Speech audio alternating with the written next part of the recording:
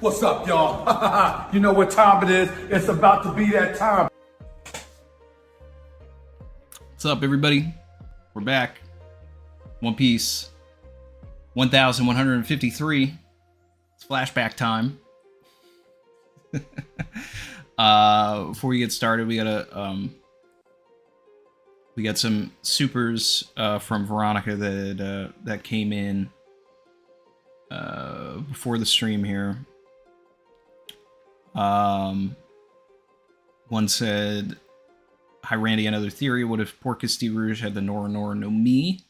What if she was the user before Foxy, so she slowed Ace's growth inside of herself, but it cost her her life? I feel better about 20 months this way. I feel better about 20 months that way."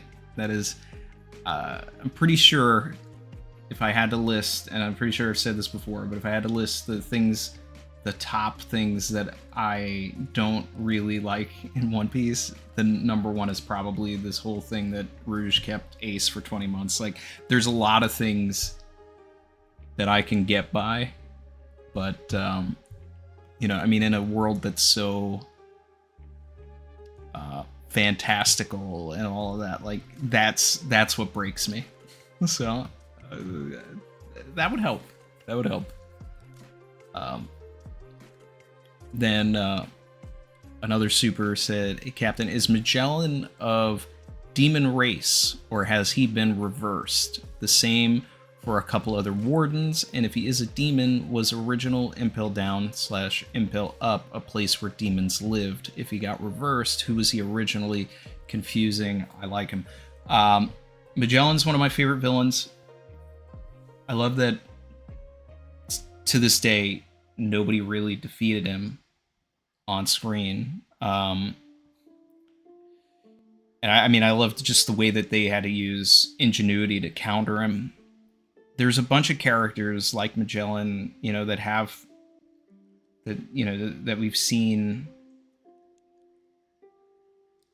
I'll put it this way: I doubt that they've been reversied, but I would like clarification on, like, what specifically is Magellan's race, and for that matter, like, what is Moria's race? Like, Moria has, like, little tiny horns as well.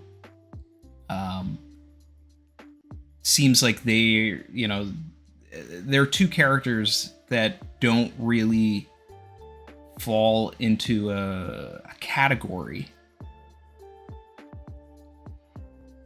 If they were reversing, I mean, that is kind of interesting to go back to all of that, and, like, you know, this place that was basically Dante's Inferno was led by someone who is, you know, a conduit of Emu. But I don't think that that's going to be the case, but I do want more Magellan. And then the last one said, "Hi Randy, so I've been thinking about the island of rare animals. Was there another person who got stuck there before Gaimon and had the Opi Opi no Mi? Or was it a location for a science lab that experimented with animals and also created sea beasts?"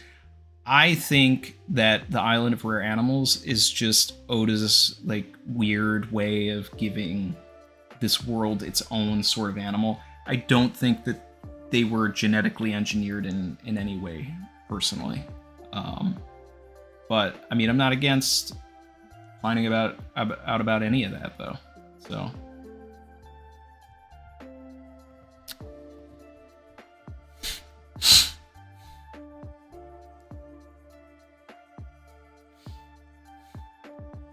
Moria's half onion. So shout out to everybody in chat. Pedro's excited for the reaction. What's up, Luke? And imagine having to deliver an almost 2-year-old. See, that's the crazy part for me. That's the part that's crazy.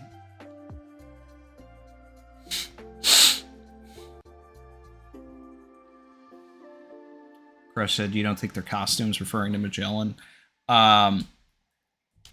Magellan's horns could be a costume. I feel like they shouldn't be. Like, if the wings and the horns are a costume, I don't know. It would be cool if Magellan was, like, a Lunarian or something, like a Lunarian Oni hybrid or something that just, like, you know, works for the government.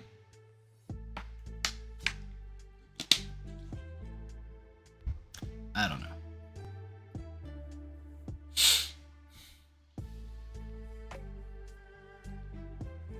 But anyway, let's get into this chapter.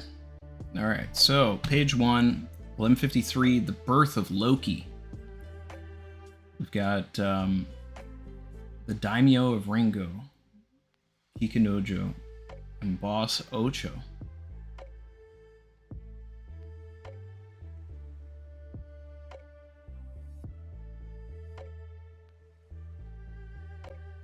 So Kiku's a daimyo also.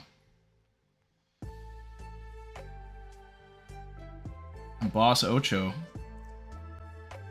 Are we saying that Kiku and Ocho are an item now?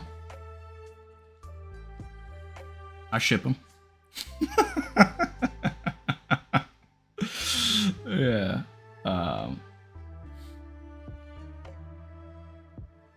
Aether said, since when do they know each other? What, Kiku and Yamato? Well, they were... Everybody was hanging out in those, like, week... You know, the week or 2 weeks after... You know, before everybody left. So... Yamato and Kiku, clearly the ship here. Yeah, I'm all for whatever here. All right, page 2. Prince Harald of Elbaf lived out his rather unhinged childhood years alongside Dorian Brogi. Interesting.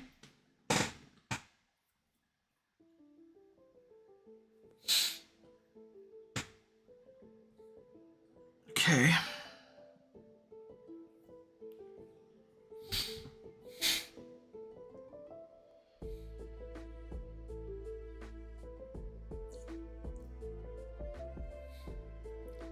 The baby Brogi and Dory it's something else. The hammer that Harald is holding looks like the hammer that we saw Loki holding as he was walking to the castle. If it's supposed to be Ragnir or different from Ragnir, that's the hammer. So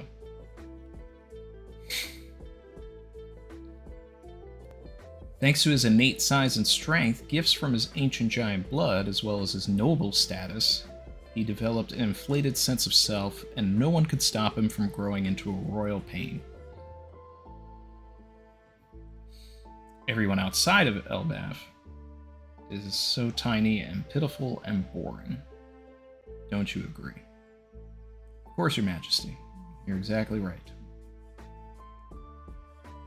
So, Harold's got a bunch of yes men around him.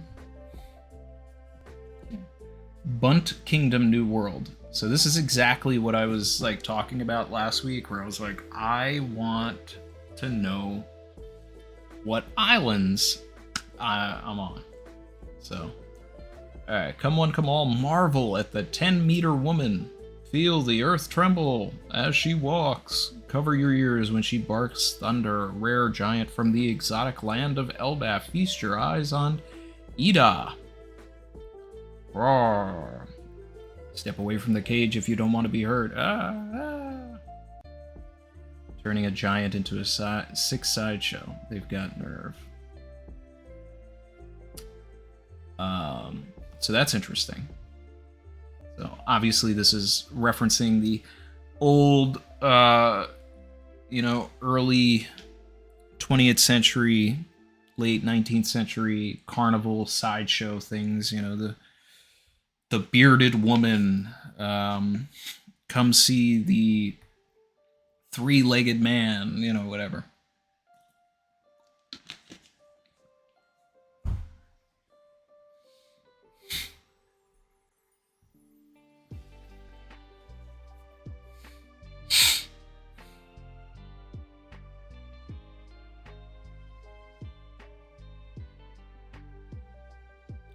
All right, next page.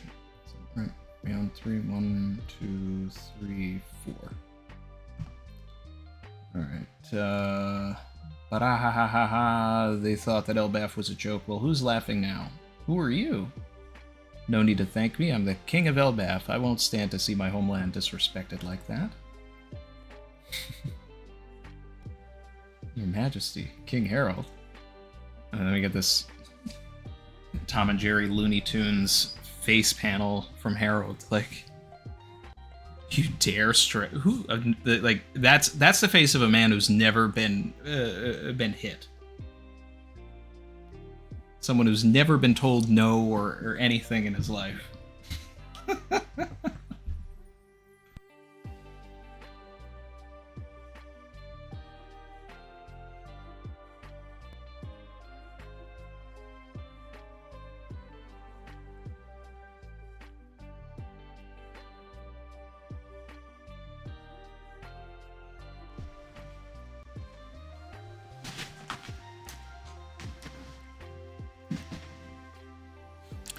Yep, love it first slap. Okay, turn the ship around. I need to apologize. So many people were hurt back there. You insane? You care about that mini kingdom of tiny humans? Do I have to hit you again, King Harold? They saved my life when I was washed up on their shore and gave me a job to do. They were kind enough to help me make a living until I was fully healed. What do you mean, tiny humans? Just because you happen to be born huge and are coincidentally strong and brutish, you actually think that makes you better than humans? How can you be so arrogant? It's pathetic. This is why everybody thinks that all giants are as barbaric and brutish as Elbaf. Okay.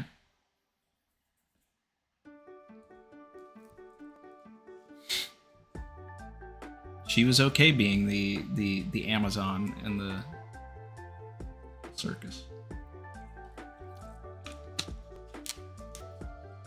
Which I'm pretty sure that was another common thing too, was like, at circuses, come and see the Amazon, and, it's the 10-foot woman.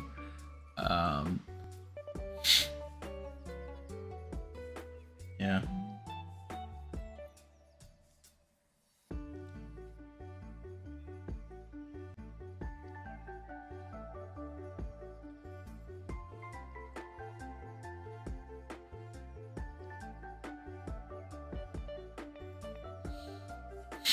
So anyway, next page. Just because I was born huge. Okay, so she goes back and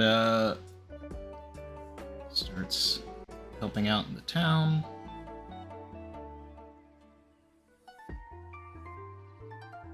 Should we just set sail, King Harold? Why are you all just spacing out, huh? Go and help her, you ninnies. That town is as tiny as a model. It's easy work.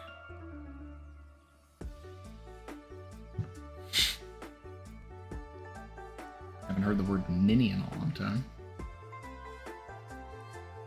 Neil said my cross-guild shirt matches the circus this chapter. Oh yeah, look at that. Their method of construction is completely different from ours. We should tell everybody about it when we return to Elbaf. I want to bring home some of their spices. I've never tasted flavors like this before. Notice how hardy their fabric is. And yet it's so fine. These humans are more skilled than we realized.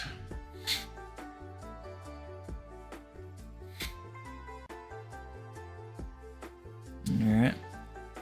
They're doing some Nika dance here. You have to see things from their eye level, Harold. Nothing in the world is meant to be destroyed. Interesting. I was born on Samwanai Island in South Blue. After some twists and turns, my life's path brought me here. So you crossed the Serpent of Blood. I mean the red line. Well, yes, which is why I can't go back home. And come to Elbaf, we're not as barbaric as you say. Oh, maybe I was mistaken about you too. King Harold's changed. Yeah, it's creepy. I bet it won't last long.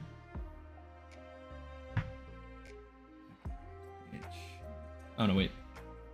Elbaf, 105 years ago. I wish to atone for all of my countless crimes. What's gotten into you, Harold? Alright, now the next page. I may be out of the country more often than I'd wish, but it is only to join hands with our neighbors and ask them to teach us their culture. If we learn from the rest of the world, we can make our land and lives richer. Yeah, but Dory and Brogy are still raising hell out there. They are good friends of mine, but have always been eccentric. They're cordial with humankind and follow a code of honor. That's true. Doesn't hurt that they can fight, of course, but if they pose too much of a threat to other nations, we may have to rein them in. Okay, so then we've got Jorl and Jarl here, because Big Mom has not killed Jorl yet. Meeting new people took him on a journey. What a turnabout. Harald, no, Elbaf, is blessed with good luck. Okay. Next page. For example, by sending diplomats back and forth, we can help deepen the ties and friendship between nations. I see. So we're each taking hostages then. Don't say it like that. It means that countries can't get to be friends unless the people in them are connected somehow. Alright. 81 years ago. That would be Hyrden, right? So this is Hyrden being born.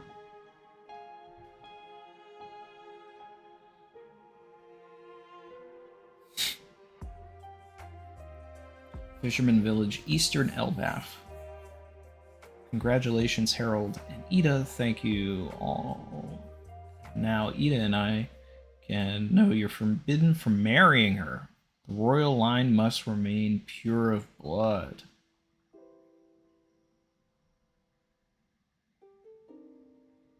Wow. Alright. So, societal context here. Sorry, it galls me that it must come to this. This is just how the culture works. Can't get emotional and fight against it. You're always welcome in our village, Ida.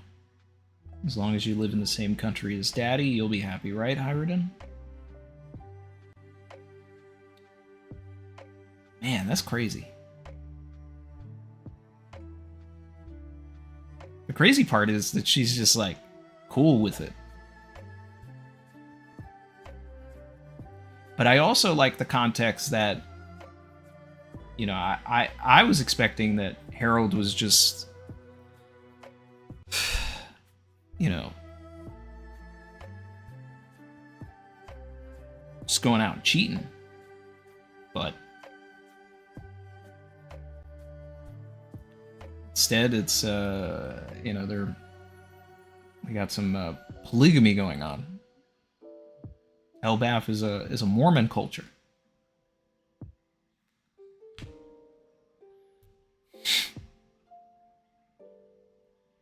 Okay, next page. This is your true betrothed, Harald. Estrid. Her blood is pure and ancient. She is the one worthy of being our queen. That's definitely Ripley's mom right there. I'm sorry. You can't tell me. You can't tell me otherwise. She looks just like Ripley.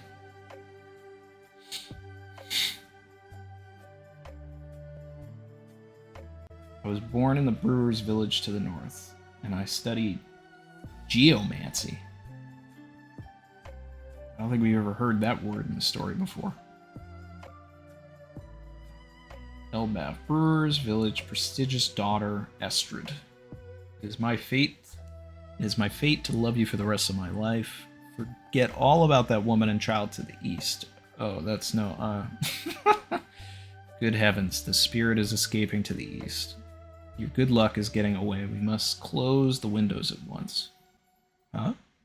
And that mirror, it's in the 5-star kill position. Destroy it at once.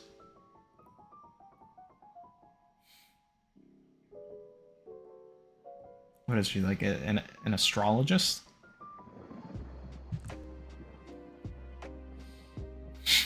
Okay, next page. This is Oslo, the horse of good fortune. It's a gift from my clan, the perfect mount for you, King Harald. No doubt that this horse will bring you great luck. It's enormous. Why does it have 8 legs? Guards, bring all the jewels and gold in the treasury to my chambers. This is to ensure that the fortunes of wind and earth are sent in His Majesty's direction. Also, inform the scullery maids that from this day forward, the king and I will be using the fine silver to eat all of our meals. Is she just after luxury?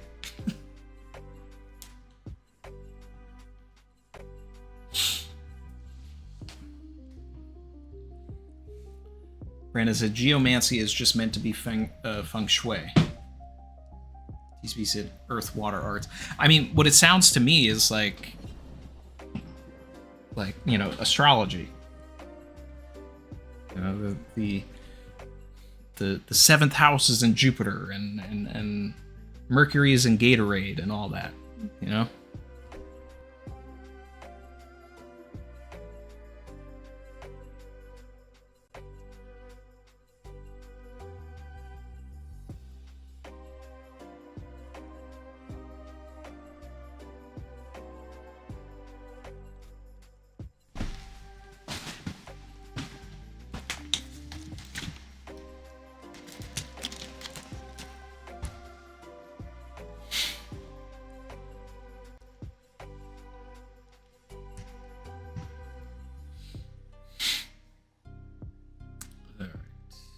About 70 years ago, in an era when the rigors of the sea made it difficult to maintain trade between islands.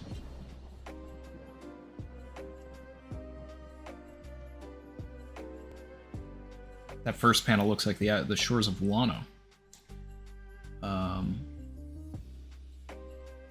Elbaf's skill at navigation was the envy of other nations. There's a star to the north that never moves, called the Pole Star. Ooh, ah. Reference to Lobetown, Pole Star Islands. Yes, I know it's retrograde. I said Gatorade on purpose.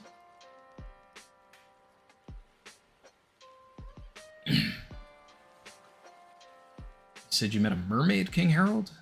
Yes, I have at last. Fishermen, too. The kingdom where those with fish blood live. Their king is a newborn heir named Neptune. All the creatures of the sea, not just mermaids and fishmen, were engaged in a grand celebration that spanned the sea floor.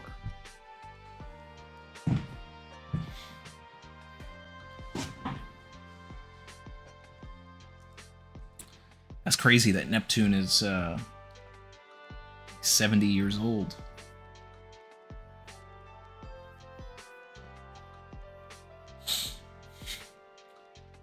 That means he had Shirahoshi like well into his 30s. But I mean, he's got other kids, so I guess it works out.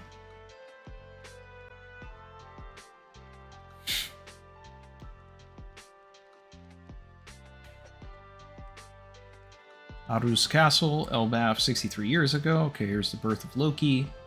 While Harold was away from home. Congratulations, my queen. It's a very healthy boy. His name is Loki. The king and I decided on it. Now show me my baby.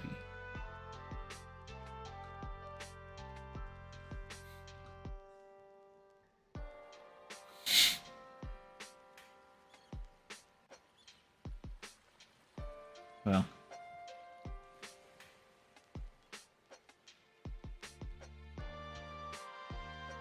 Sorry, yeah, I meant in his 50s.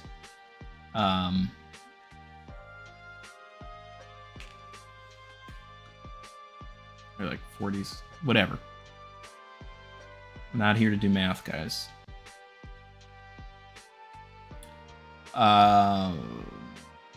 So these eyes are crazy. Now we know why they, you know, got him blinded. It's terrifying. Horrid. What is that thing? That's no son of mine? Please, your majesty, try to remain calm. Tell the kingdom that it was stillborn. Can't be serious. It's accursed. Look at that baby. It's a monster. Well, now we know why Loki, you know, turned out the way that he did. Like, got no love from his mother.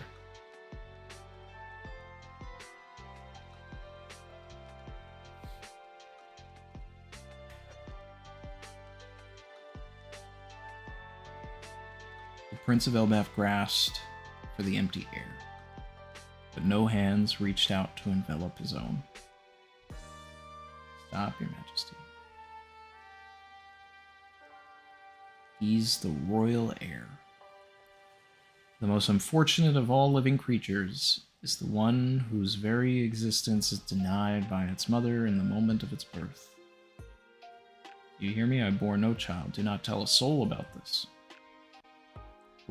What are you planning to do? I'm going back home. I never want to bear another child. Majesty. Head guardsman. Down in the underworld. What about the underworld?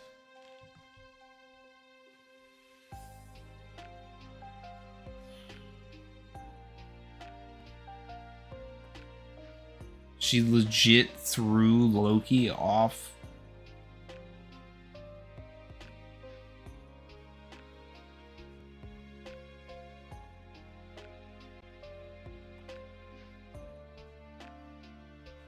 And as a baby. Yo. Yeah, she yeeted her kid. The kid was like, nah, not yet.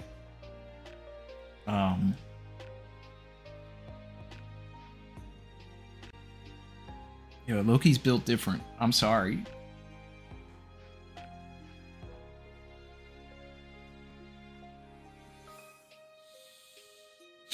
Volkazar said, check Roger's thumbnail. The Toy Story meme is so foul. What? Did you use that I don't want to play with you anymore meme? Yo, this is insane.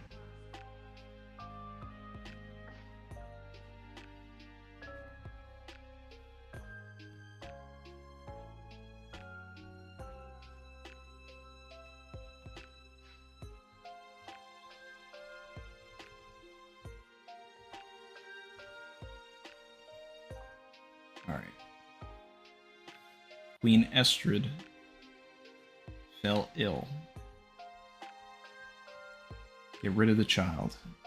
There was a prophecy before it was even born. That prophecy said that King Harald would one day be killed by his own son. Not that madness again. While Harald was busy banging his head against the problem of national relations. The world government has stepped in to block our path again. Why can't countries be free to decide for themselves? Hey, can I see the baby too? He's your brother. Not your son, so he's not my brother. Aw, you're even sweet like that. All of the misfortunes that would fall upon Elbaf would be known as Loki's curse.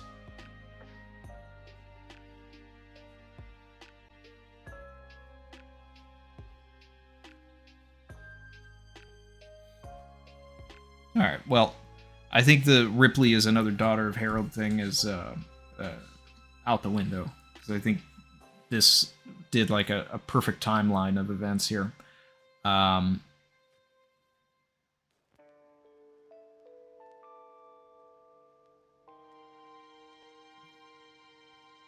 Unless they did decide to try again. Like, I don't know. But I mean, after this experience, I can't imagine that Estrid would ever have another child.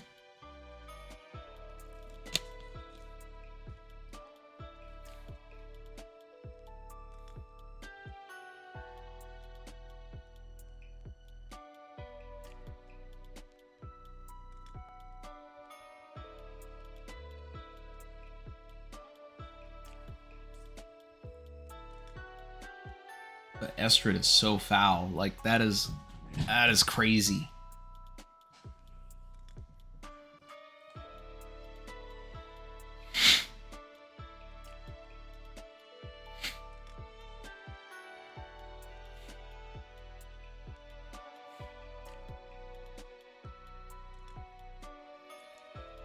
But Estrid falls ill, so she probably dies. At which point is Harald able and allowed to be with Ida, or does he have to get another, you know, pure blood Elbafian woman that we'll see in the next chapter, and maybe that's where Ripley is born.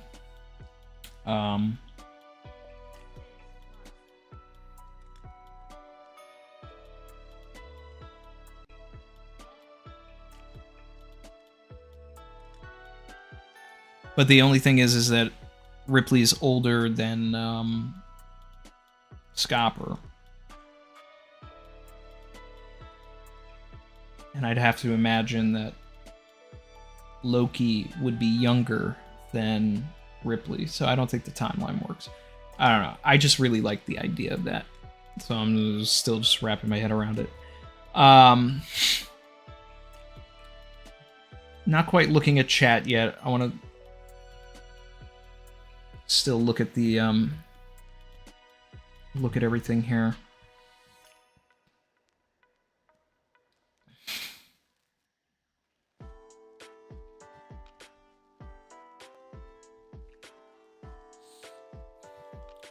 So the horns that Ida had on in the cage appear to be fake, because she doesn't have them on elsewhere. And they kind of looked like fighting fish, so I was like confused about that at first, but then I'm looking at everything again. She doesn't have it. I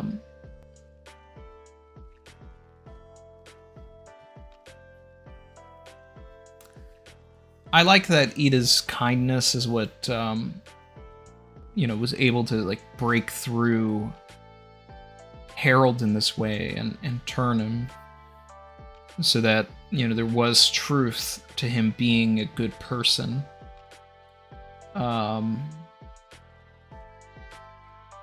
him trying to unite the world and unite nations is an interesting concept.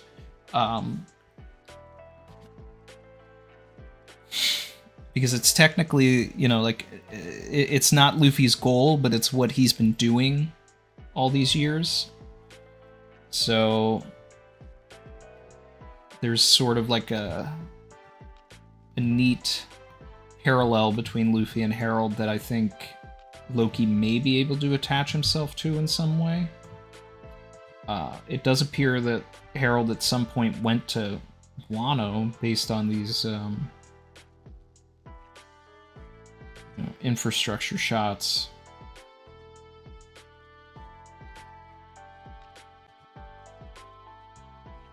Estrid's trash, though. She's bottom of the barrel characters.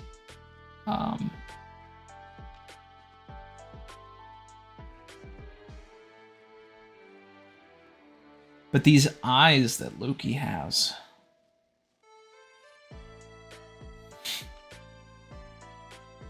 Have we seen anything in the story like this? Savage.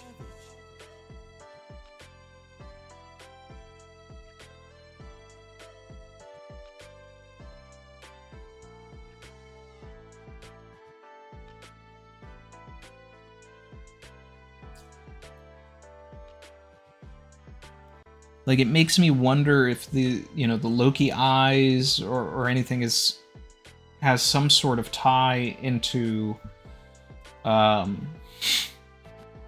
know, generational births and things like that, like in the same way that Shirahoshi has some sort of power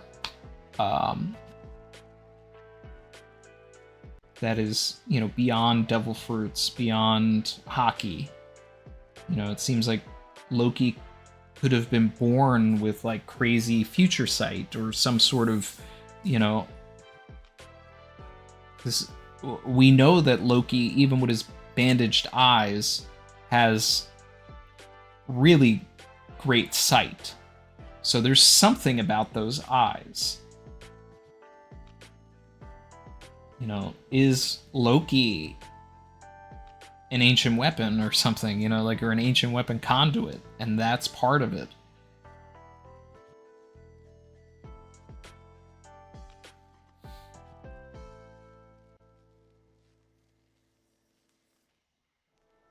There's just, like, there has to be an explanation.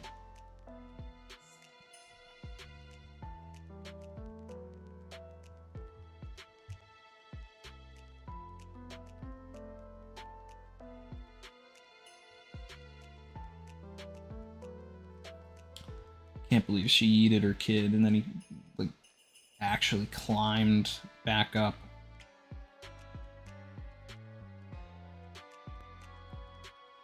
All this baby wanted was a hug. Would have changed the entire course of history. Alright. Looks like we're on break. It says 14 days for the next chapter. So... that's crazy.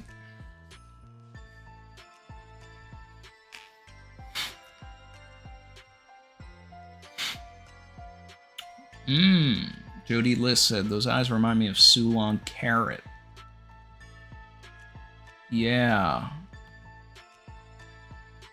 That's... I thought I had seen it somewhere. It would be really interesting if the eyes are red also.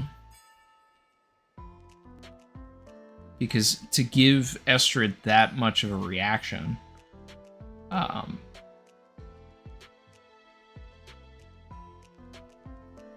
see. I'm gonna go back to that chapter. I know it's 888. Or at least I think it's 888.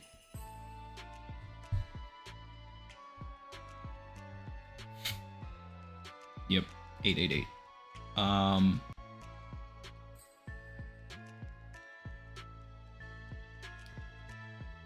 Well, we never close up on the eye exactly. It's a lot of like profile and far away stuff here.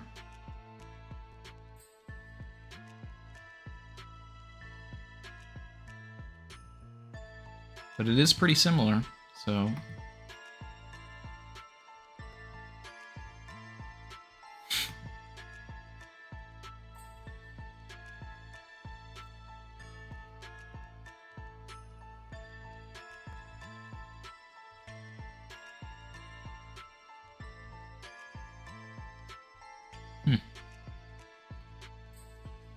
Interesting. All right. Taking a look at chat now.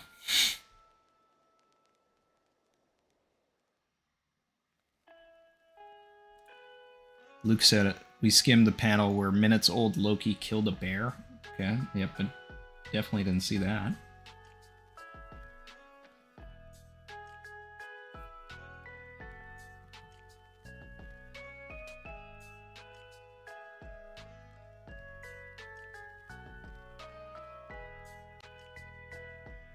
I don't even see that panel.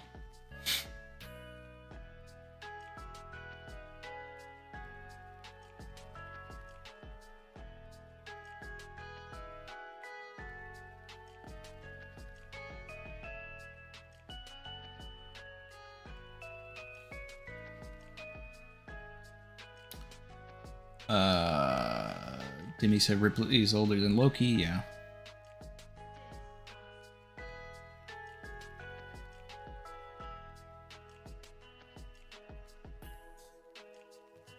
Lucy B supered and said, while Loki is climbing, Big Mom is already here. That's true. Because when we're in the Big Mom flashback, you know, they're talking about Loki being born. But the interesting thing about that is that Estrid is telling everybody not to let everybody know that Loki was born. So how did everybody find out? And they wanted to throw a celebration for it. Unless that conversation is happening like while she's in labor and the birth hasn't actually happened yet. I gotta look at the language there. What chapter would that have been? 840 something?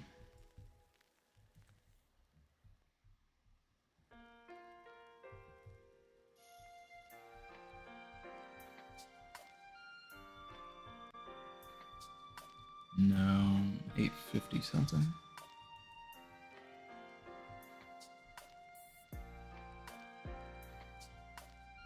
No, 860 something.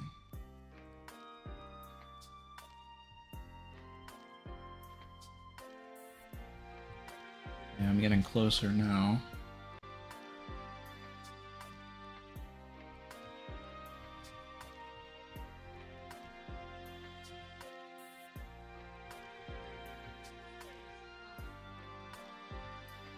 There, here we are.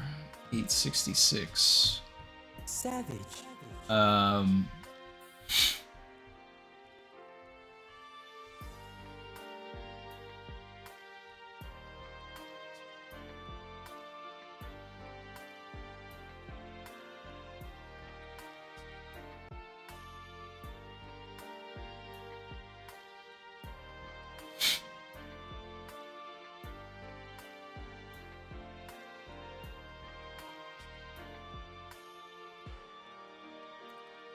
We celebrate the recent birth of Prince Loki at the castle, and Roto and Goldberg in the village.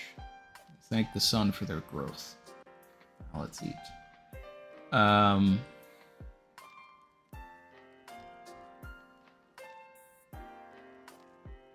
Yeah, it feels like a little bit of a retcon, but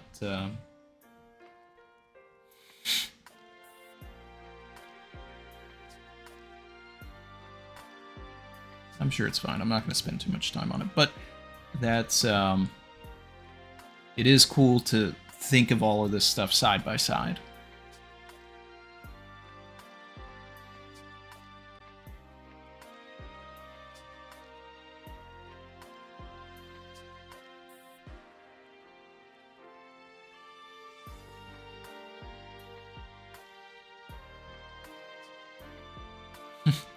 Jody lists, where are all the mothers in One Piece? Oda, I got you. Lucy asked, is Ida still alive? I don't know, but I'm willing to bet no, because it's One Piece.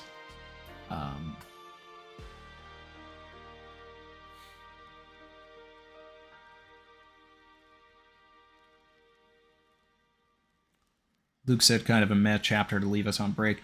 I mean, I wouldn't say meh. I mean, I'm glad we're into we're getting into the point where this is a Loki flashback. You know, it was a setup. I think all of the stuff in here was pretty necessary. I do feel like we could keep following this into the next chapter and get a Rocksteady Zebek non-silhouetted reveal when he's at Elbaf. Because as I've said, I want this flashback to be like a backdoor way to get a Zebek flashback so that we get context on him before we learn about God Valley and things like that.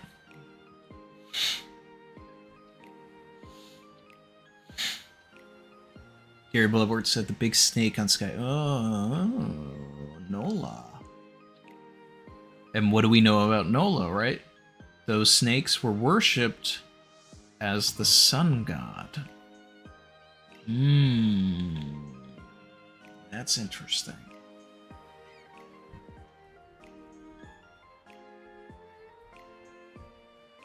Wait a second.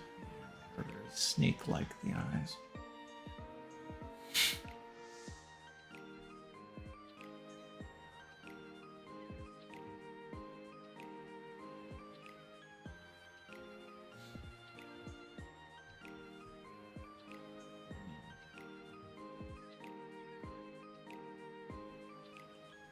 That would be like 288 or something.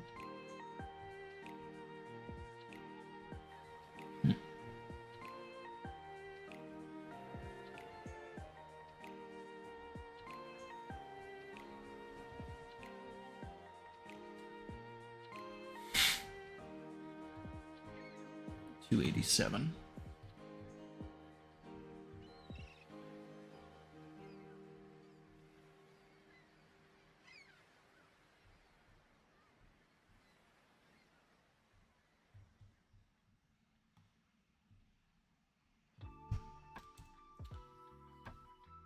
Yeah, so we can compare it to giant snakes, which what I also like about the idea that it's very snake-like, right? Is that in Norse mythology, Loki is the father of Jormungandr, the giant snake. So Loki having snake eyes, I feel like that's gotta have some sort of play into this concept here.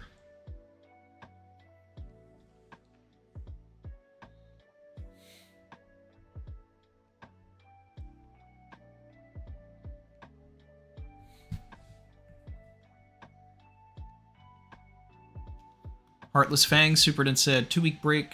Good time for Reverie 2025. um,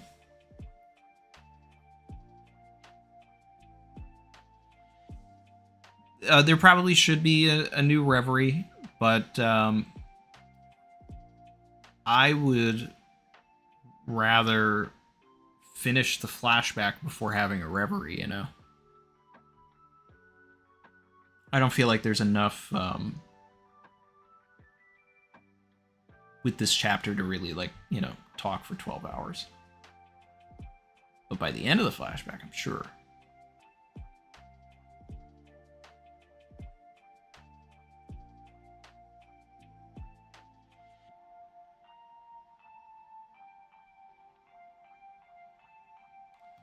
Shout out to Locus. Appreciate the super. Said per Arthur, I imagine.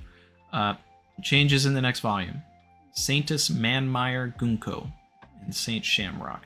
How does this affect the Gunko Brook Princess Vizier theory?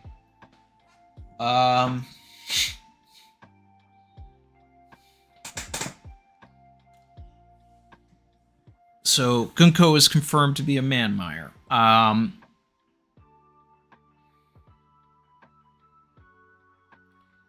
Well, the first time that we hear about the Manmeyers is during God Valley.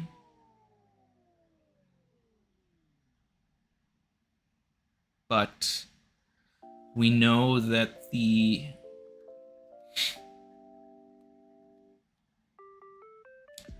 Nefertari were the only ones to break away and live amongst the people.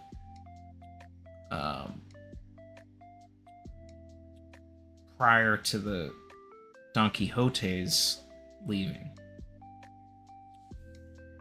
So in order to manage a country in the West Blue, the Manmeyers would have had to do something similar to what the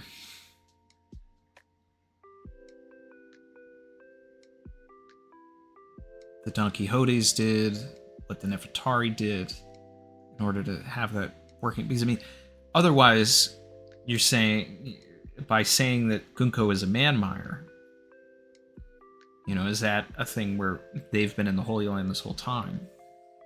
Has Brooke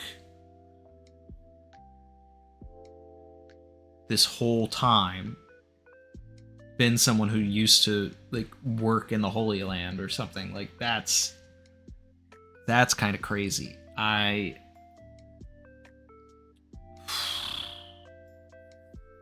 don't even know if I can wrap my head around that just yet. I need to process that a little more.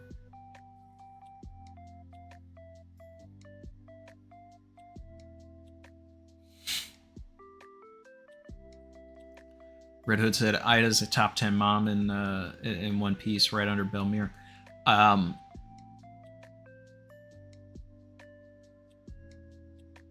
That's not a high bar for One Piece. There's not a lot of moms. 1,153 chapters in, and the good moms in One Piece are probably on one hand.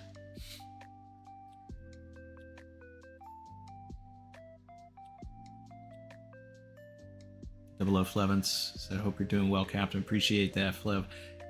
Right back at you."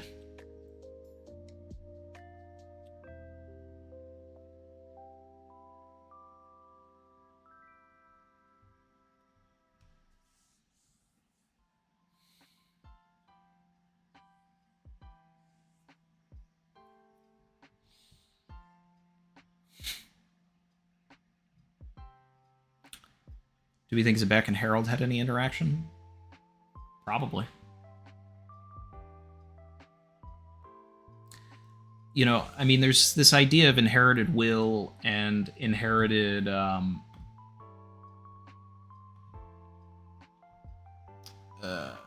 prophecy. That's maybe not the word I'm looking for, but it's like, I want in God Valley a thing where Zebek inspires Roger to, like, start going after the One Piece, after poneglyphs and things like that. because canonically, like, it seems like Roger didn't care about that stuff until after God Valley, so something there might have triggered everything for him to, like, start looking into all of that. Could be interesting is if Harald is the one that, you know, brings it to Zebek's attention, and then Zebek goes and gets the answers, and then, like, wants to destroy the world, and then inspires his own son, and then, like, that, you know, if Harald, because indirectly, right, like, by, you know, like, in the same way that, see, this is what I love about all of this too, right, is Loki is nothing like his father, which is another thing that is, like, a theme through One Piece. Like, Luffy's not like Dragon. Luffy's like Shanks. Luffy's like the person that showed up in his life and inspired him. So Loki is like Zebek, not Harald. But it would be interesting if Harald, like, put Zebek on the path that ultimately put his son on the path to kill him later on. I like layers like that, but, you know, it doesn't necessarily need that. It's fine. Savage. Vasile Vlad Ivanovici supered and said, have we discussed the possibility that Loki's tattoo may not represent wings, but rather the belly of a snake? Which tattoo are we talking about?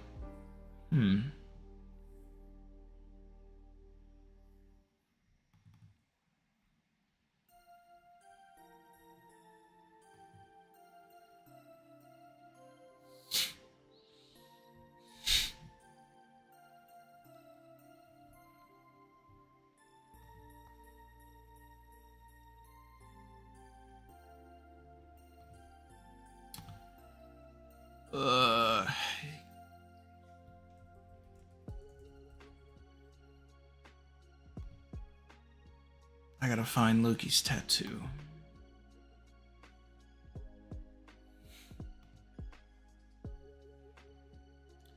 The ones that are sprawled across his arms. Maybe. Not gonna rule anything out.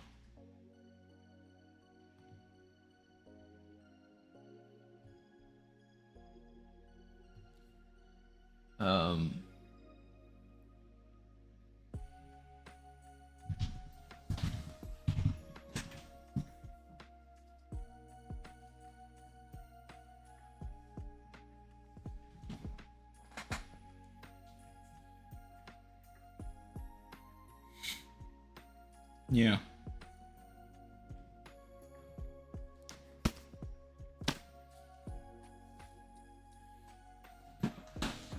Let's see.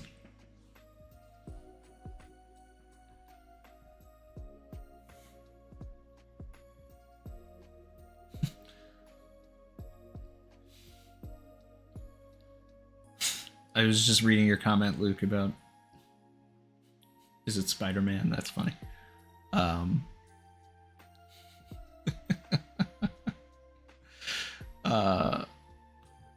Locust Super said volume changes also means there are still no non-celestial dragon holy knights, which again poses the question why they invited Loki. Just strength. I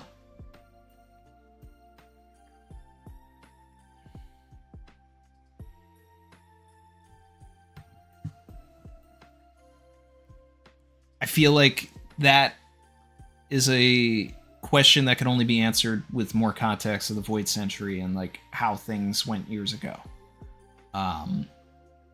You know, it's just like,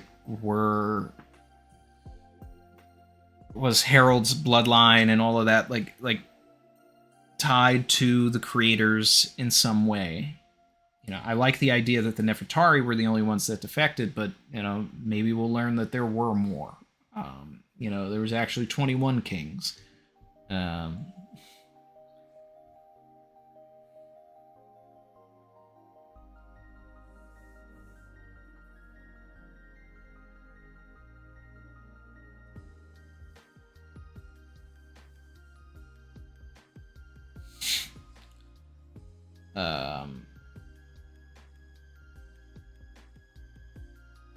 Brandon said, FYI, in the TCB, the horse is named Ashura. Thought it would be important to mention since the horse has 8 legs, like Asura's arms, but also because of the Zoro connection. Yeah, that's definitely interesting. I mean, it's still the same word, basically, like when you start breaking it down in the Japanese. So it's like the way they would say Asla is Asura, you know, so it's like it's still LR with a U in between. It's still the same. But I think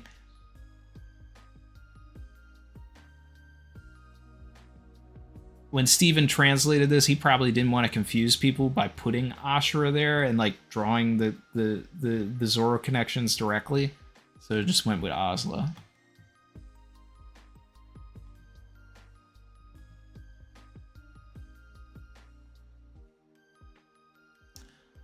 And then shout out to Veronica Supered and said, "Hi, Captain. And here I thought there wouldn't be a mother worse than Baby Fives, but here we are.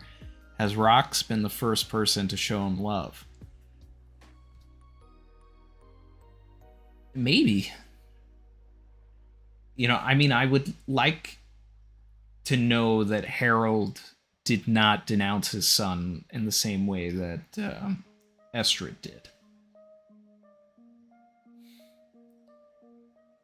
If we had spent like a full chapter with like Harold and Estrid like cultivating a relationship, then I could see like Harold holding resentment for potentially being the, you know, whether, you know, he would be wrong in this, but resenting Harold for resenting Loki for killing Estrid. You know, the Loki curse is what took her out. But we didn't spend enough time between them, and it seemed like Harold was way more infatuated with Ida than Estrid, so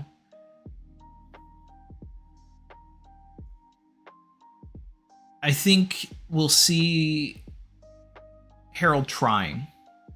I think we'll see him trying. Savage.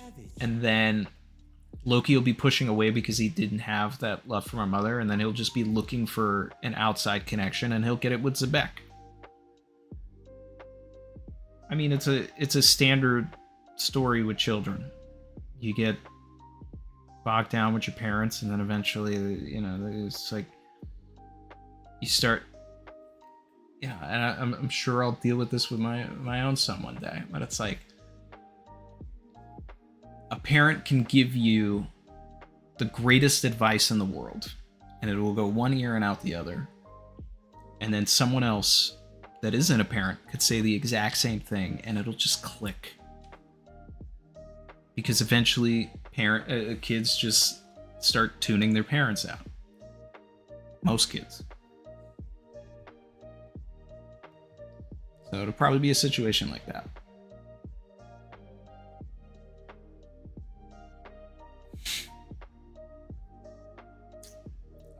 AD Wolf, super appreciate it, said, do you think Emu would Domi reverse Loki and leave, then Luffy's main fight is Loki till he frees him?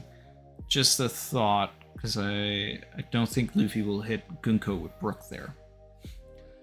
I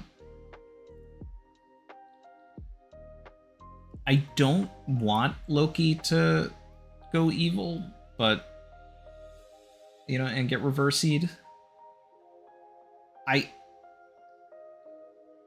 I'm really like 50-50 on whether or not Oda will actually do it.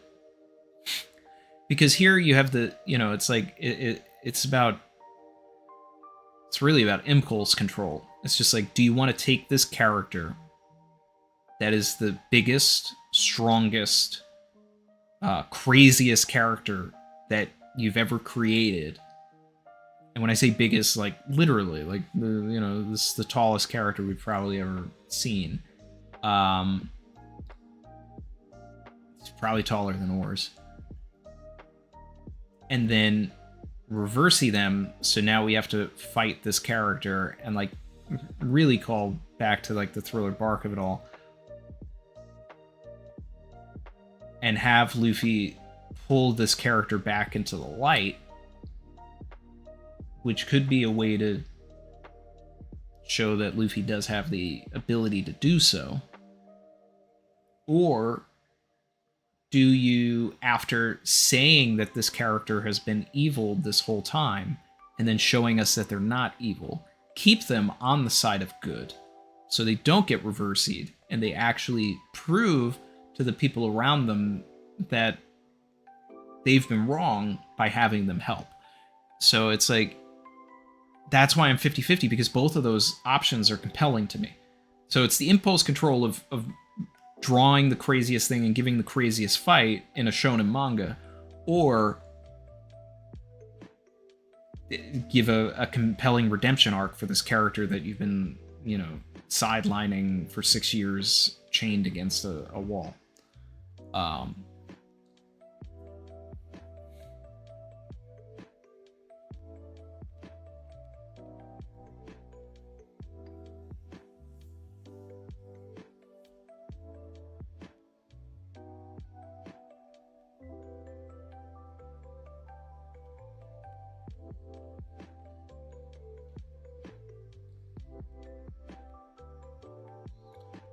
Just catching up here.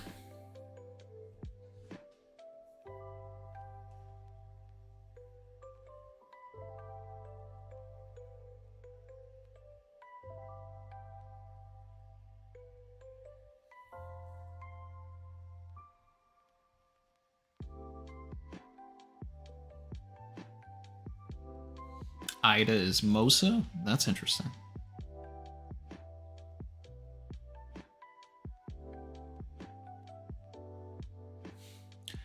I like the idea of this flashback giving us who Mosa is, though. Like, that part of it I like. I don't know if it'll be Ida, but...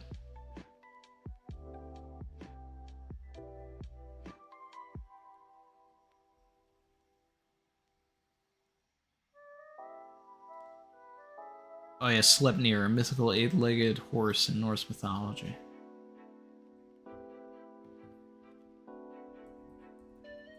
Trying to remember the lore behind Sleipnir. The steed of Odin, that's right. Yeah.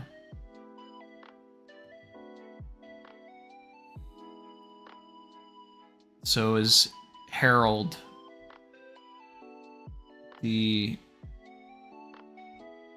stand-in for Odin in One Piece? Maybe.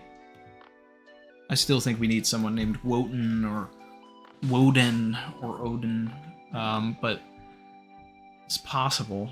Let's see.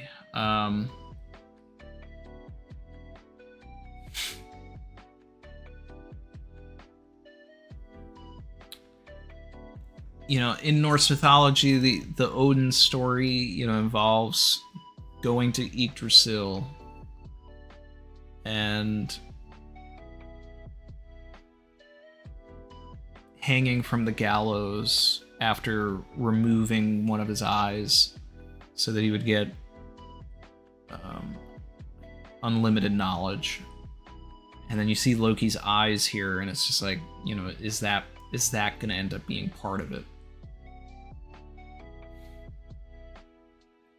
I don't know.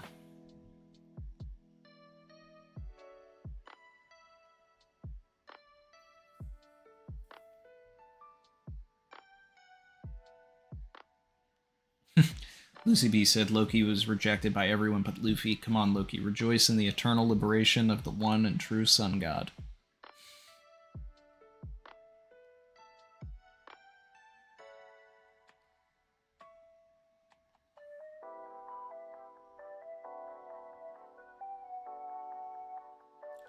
Jody Liz said, it's possible the Manmires are not OG 20 Kingdoms, and perhaps Gunko's induction into the Gods Knights made another celestial family. I like that idea. Then the theory that we were talking about earlier still works. So they came in, swooped in, took over an island in the West Blue the brook was connected to, and then by inducting them, whatever ritual that became, they, maybe it's like the warlord system. There always needs to be 7. There always needs to be 20 of these families. Maybe one died out and they needed to replace it, and then they went to that kingdom and took them and brought them up to the Holy Land for like a balance of power type situation.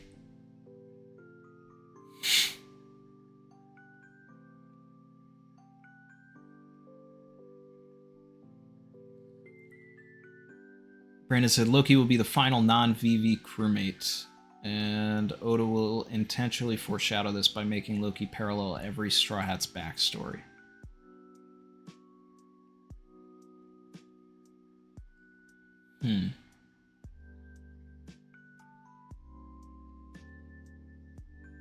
Brandon saying his idol is a pirate like Luffy, thought of as an enemy defector like Nami, lost a parent like Usopp. They've all lost parents. Wants to find a new land like Sanji. Did we get that from him? He's a monster like Chopper. Crime is existing like Robin. That one, yeah.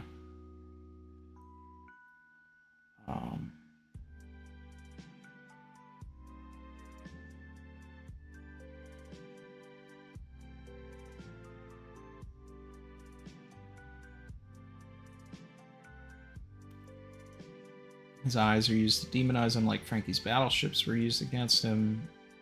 Lost an animal like Brook. His prejudice based on race like Jinbei, despite being full blood. Wants to save his kingdom like Vivi. I feel like we're stretching for some of those, but it is interesting. My worry in that regard is that if they did join or hung out with us for a long time, then they're the new law. It's Shaka Khan all over again. I'm every Straw Hat. And that would be honestly my argument to not have them join, so that everybody can sort of stand on their own.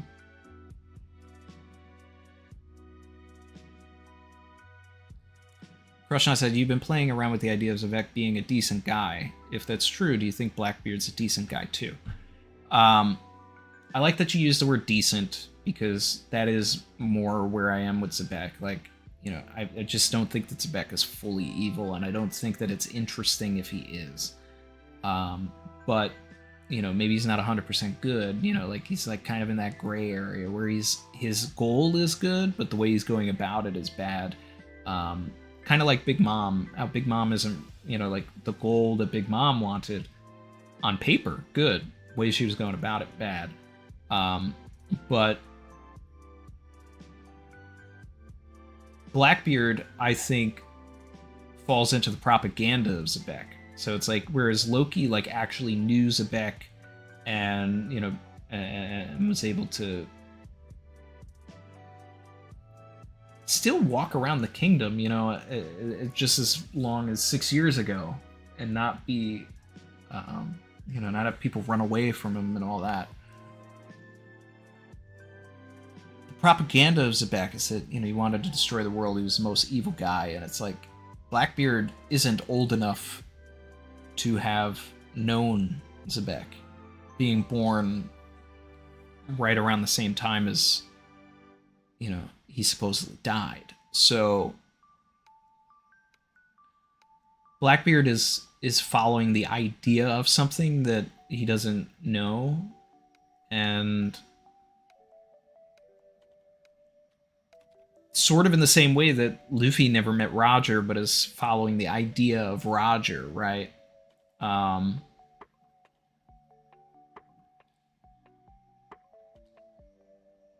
So I think Blackbeard is evil because he thinks that's what it's supposed to be, and I'd like to see Blackbeard sort of eventually have this epiphany or realization that, this thing they've been chasing, they had it all wrong.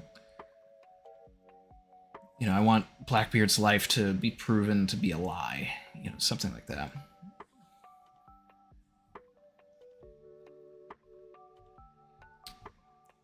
Big Stinky said psychologically Loki should be messed up.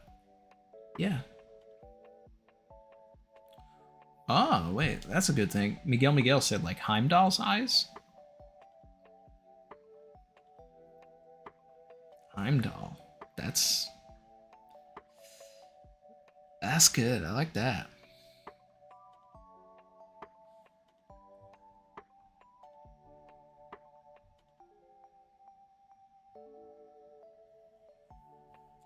Baby Pluto N said, Loki shares similarities to Shirahoshi to me in terms of backstories, keeping secrets for the good of the land and their sacrifice. Yeah, that's why I'm wondering, you know, for Loki to be born with some sort of innate power just makes me think of Shirahoshi, and then I'm wondering, like, you know, is Loki the other sovereign or something? But then being born so far apart is sort of a, you know, that's sort of a thing. I think the sovereigns are Vivi and Shirahoshi, but we'll see.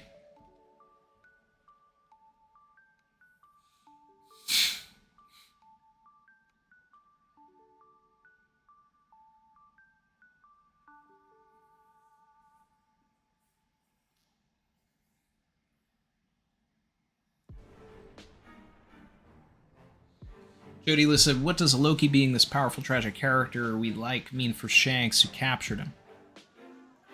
Well, Shanks was just believing what he saw. Like, you know, I think we'll get to the point where Shanks and Scopper arrive and everything is, you know, the only person standing is Loki and nobody believes him. You know, it's the boy who cried wolf. But, you know, it's like the crying of the wolf here is what everybody else has been saying for years, not Loki.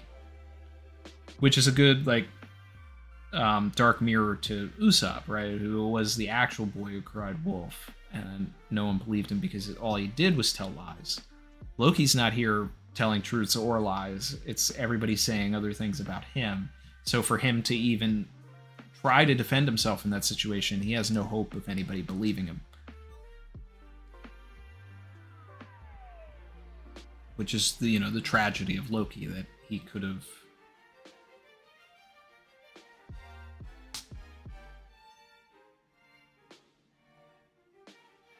been great. Nobody gave him a chance because he had weird eyes.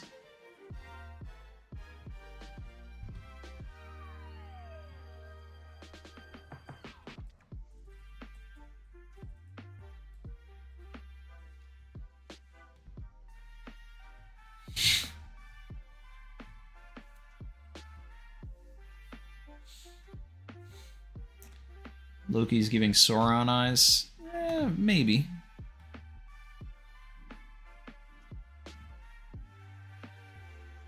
I mean, you know, there's definite, like, Tolkien inspiration for Oda, you know, I mean, it's one of the most influential stories of all time, so can't entirely rule it out.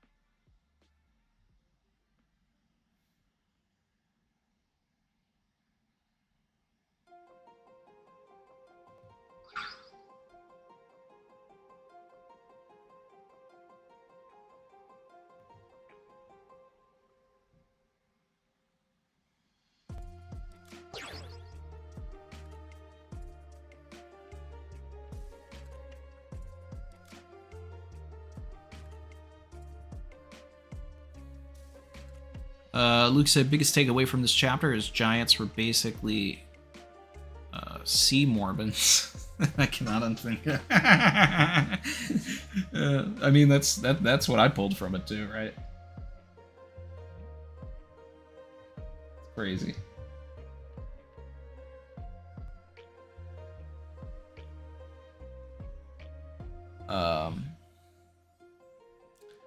Miguel, if we consider that Loki's still protecting something on Elbaf, then I believe it's Uranus, aka the Bifrost. Heimdall is its guardian. That's interesting. I mean, with the painters and everything like that, like, it'd be kind of crazy if the painters were part of the ancient weapon or something. I don't know.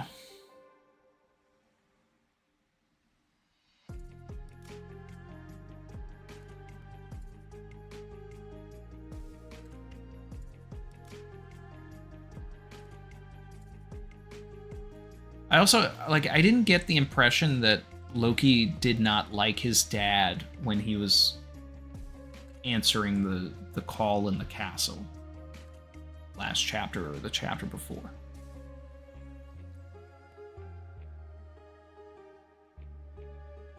Seemed like he was, you know, pretty cordial with his dad, so.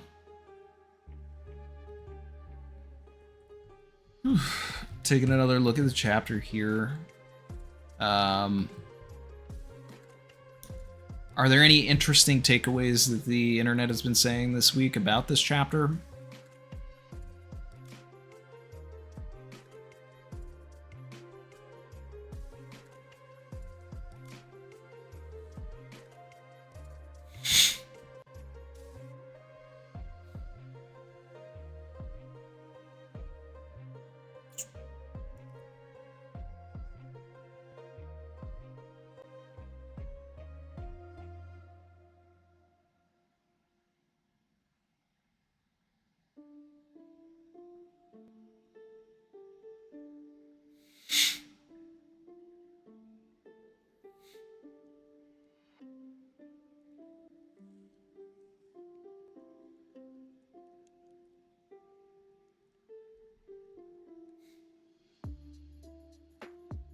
I'm just skimming through the chapter again, trying to find some new angles and things to talk about here.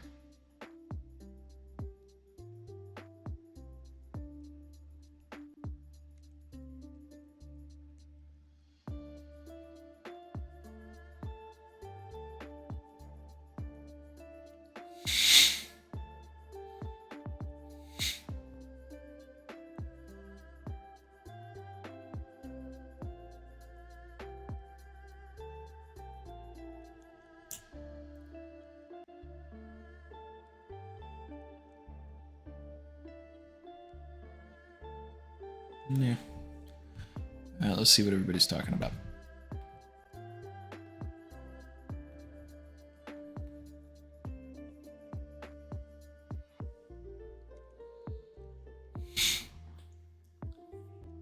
BK said also Harald called the other villagers little dolls in the original TCB, which is a nice way to tie him to Road and his obsession with the Strats as dolls and figures. I wonder if that was actually like in the language of it, because that is a very specific thing to tie those two together.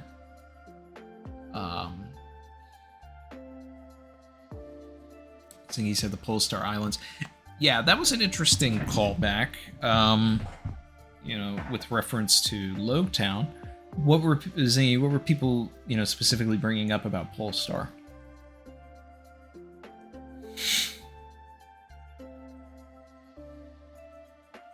You loyal.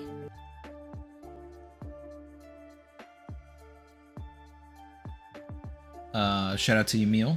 Superin said Estrid's geomancy seems like BS, but maybe in the past it was a real art like Fishman Karate that allowed the giants to control the earth element. Yeah, that was something that I was gravitating to when I was just rereading. I was like going back and trying to see, you know, like what this geomancy like thing has to do with anything, like, you know, the mirror being in the 5-star kill position. You know, does that have anything to do with the Gorosei, and, you know, and like the, you know, is the Abyss geomancy? is the circles, these,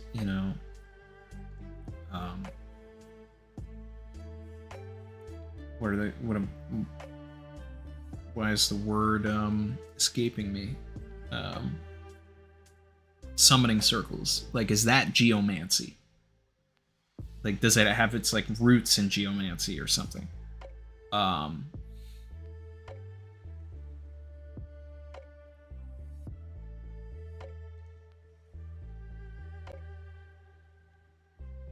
Because the other thing, too, right, is we know that there's a bunch of moons and stuff for this planet, going back to the Robin flashback and the tree.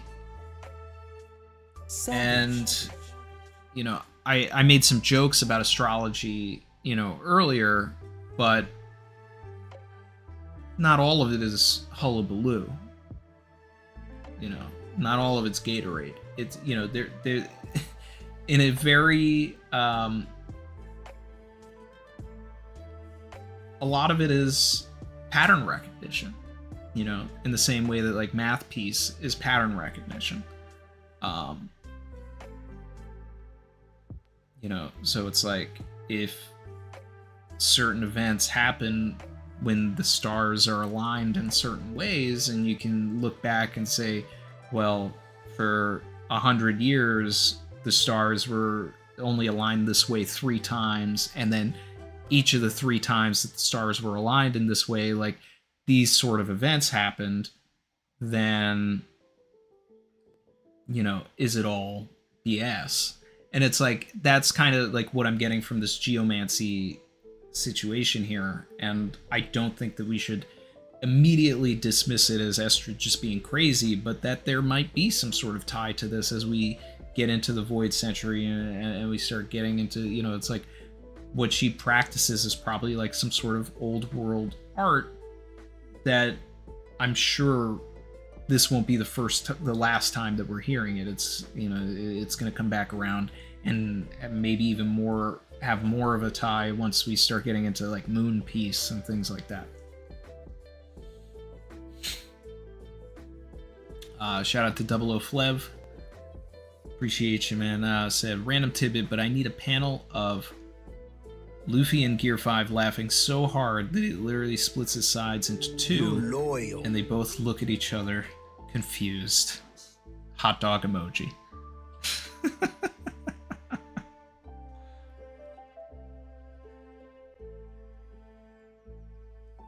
I mean, that's a random tidbit. I'm here for it. I don't have anything to add.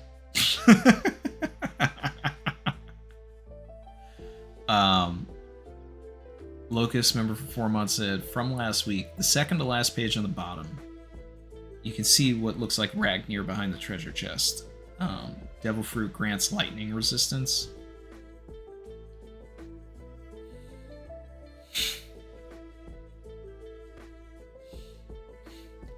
Yeah, I went back to that and I saw the what appears to be Ragnir by the chest. I mean, it's a stretch to say that it is it, because it's really just like a block, right? For all we know, it could be a poneglyph. Or a box. Or Ragnir. But Ragnir is also a size-changing hammer, so, it's possible that the hammer that we're seeing Harald hold, the hammer that Loki is holding as he walks into the castle, which is clearly his father's hammer from the beginning of this flashback, could be Ragnir also, and it just has different forms, and it has some sort of ability to change the way that it's viewed. Crush Not, member for 7 months, said, 7 months, are you worried? Maybe at 9 months we'll have future sight eyes. No, I'm not worried. Thanks, Crush.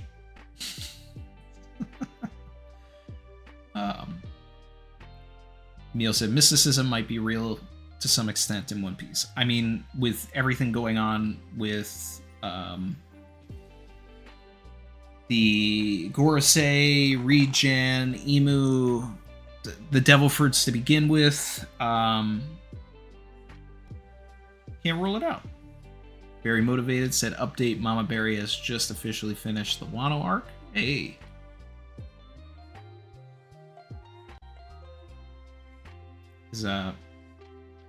Did Mama Berry watch or read it? And what was her take on the end?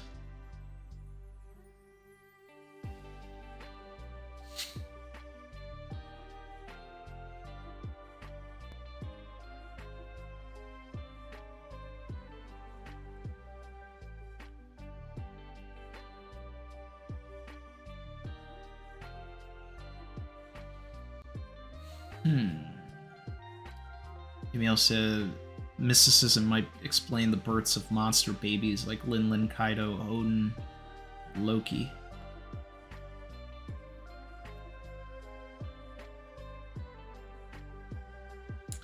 Yeah, it's interesting, you know, like Big Mom is sort of a parallel to Loki, right? Because Loki was also dismissed by her parents and was a monster child.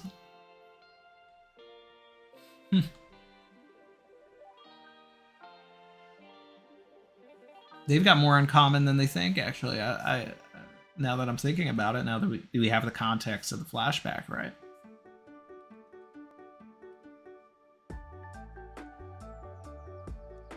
And maybe that's why Lola didn't want to be with Loki, because Loki reminded her too much of her mom.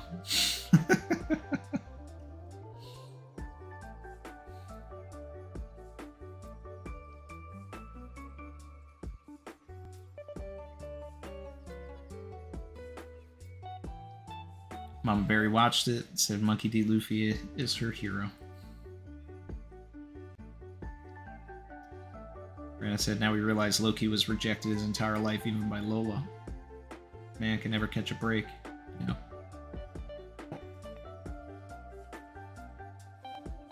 How many years ago was that Lola thing anyway? Because if Loki's been tied up for 6 years, that attempt at marriage had to have been while Harald was still alive, right? It had to be longer than 6 years ago, putting Lola on the seas for a while. Then again, how long was Lola on Thriller Bark without her shadow? Do we know this?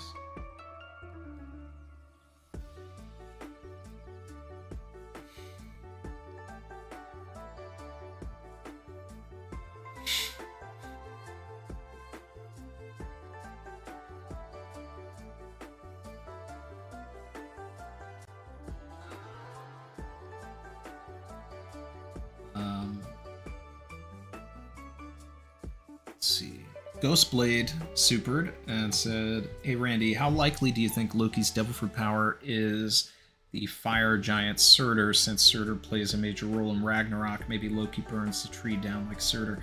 Well, the tree needs to burn. That's something I've been saying since the beginning, especially since, like, basically the first line of Elbaf is some guy worried that Yggdrasil is going to burn down. And that's a giant part of Ragnarok, so the tree's got to burn. But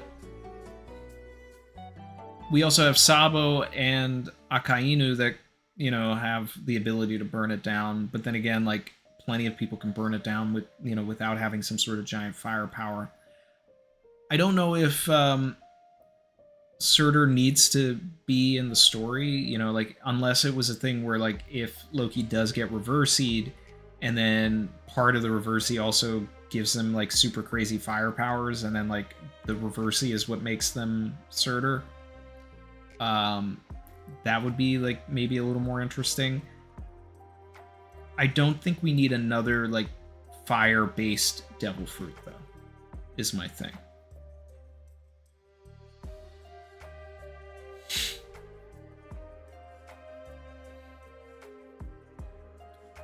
Locust said that it would fit the Fire Sun theme that convinces Loki that he's a sun god.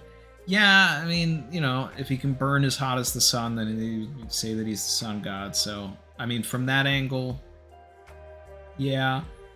I like the idea that, you know, I want to still play into the idea that Loki is still a god of mischief and can materialize things in the same way that Luffy can when he's in Gear 5, and the same way that Emu can with like the book and the shotgun and all of that. Like, if Loki has some sort of ability like that, and that's something that was passed down through the ages, that, you know, the sun god was able to just like make things appear. That's interesting to me too, rather than like a completely visual entity of, whoa, here's a big fire demon, must be the sun god.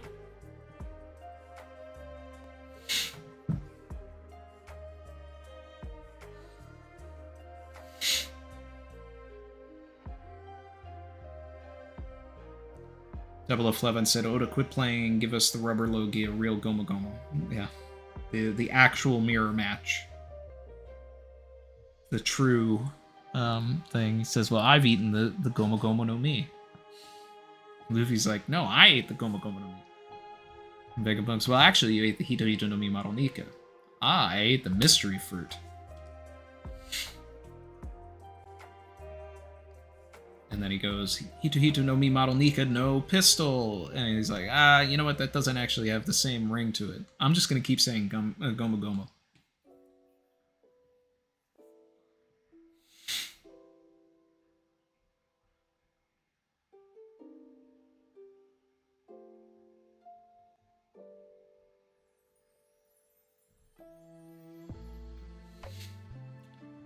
Perk said this was easily the best chapter of the arc and probably the best backstory Oda has done in the series. You're gassing hard. There's been better chapters of this arc, a lot more than this. This is a fine chapter, in my opinion. It's a setup for what's going to come. I think the last couple of pages with Estrid like denouncing her child is some of the craziest thing that Oda's done in a while. So I appreciate that. But I still think, in my mind, the best chapter of the arc so far is the Robin and Saul reunion. I think that was my favorite. And a lot of the like early stuff with them running around Elbaf and even Legoland, I think is like really solid stuff. I think the next chapter should be able to blow all of this out of the water, because it's going to focus more on Loki, and I really think that we could potentially get like an unsilhouetted Sebek, either in 1154 or 1155.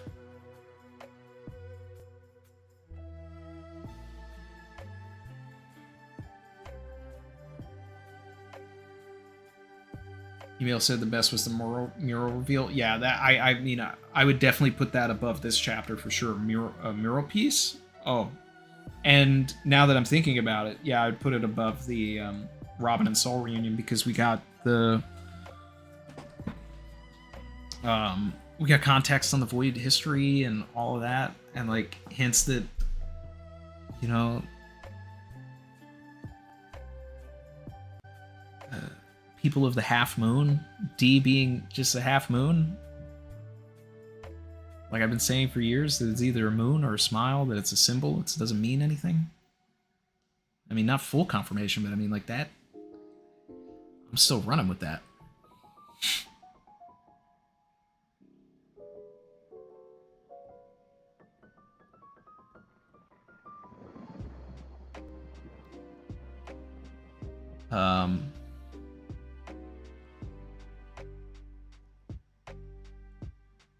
Leonardo Martin said, can't be a Logia. Hyrodin said, no giant has eaten a Logia before, which is why they went to Dressrosa and wanted the Maramara no Mi, right? So in Hyrodin's mind, probably thinking if they ate the fire fruit, that would give them a better shot at like being better than their younger brother.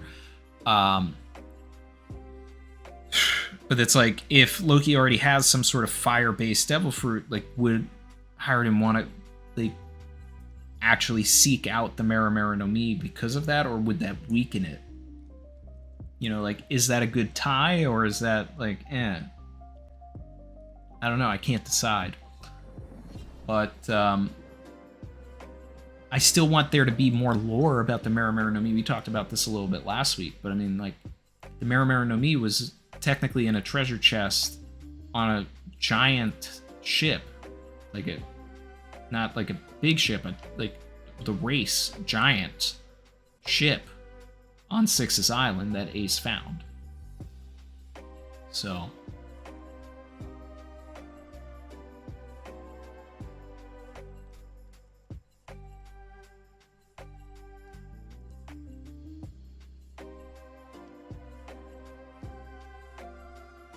Herc said this chapter definitely changed Elbaf's pace for me. From now on, every chapter in this arc will be straight to the point. I hope so. Savage. Ghostblade said, based on what Gaban said to Luffy about Conqueror's Haki, do you see... based on what Gaban said to Luffy about Conqueror's Haki, do you see Blank and Luffy losing to Emu this time in Elbaf when he joins the fight, since Emu needs some shine and Luffy needs more control of Conquerors? I assume you meant like Loki and Luffy. Regardless, I definitely want Luffy to lose. If Luffy beats Emu here, like what story are we telling? Luffy's already amazing at that point. Like, he's Superman. There's nowhere to go.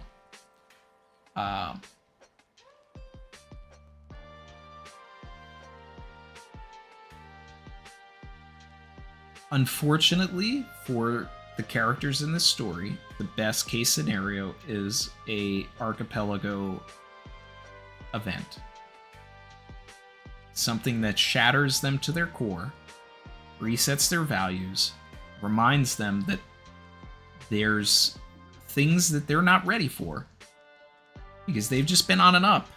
We need the dip to get back to the top.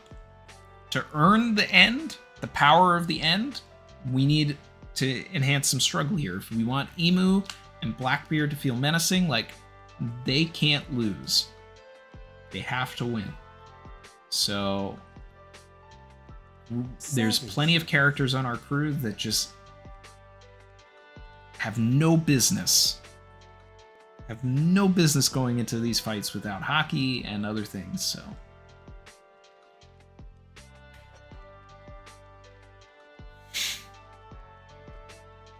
80 Wolf said maybe Ripley is Ida's daughter, and it will be so touching if Ida is Mosa.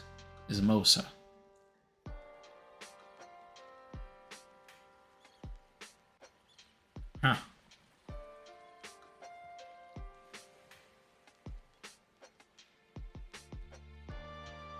Maybe.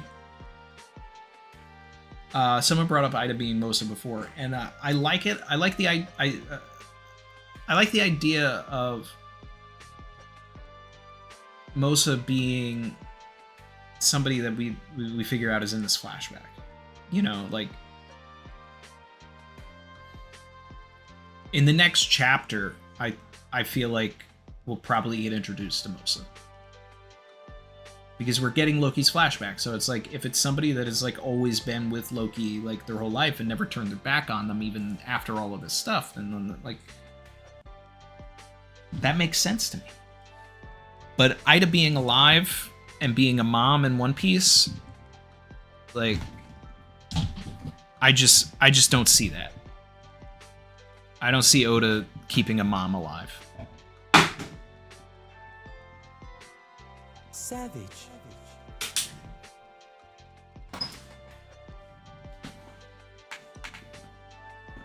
Unless Ida went back to the circus and became the Amazon with a, you know, the bearded woman.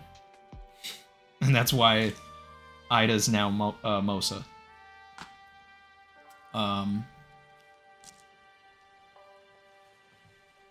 Emil Superden said, Ida's from the south like Saul. I'm curious about southern giant culture.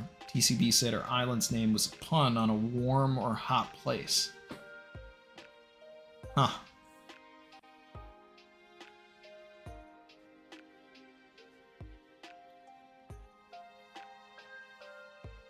It means not cold place.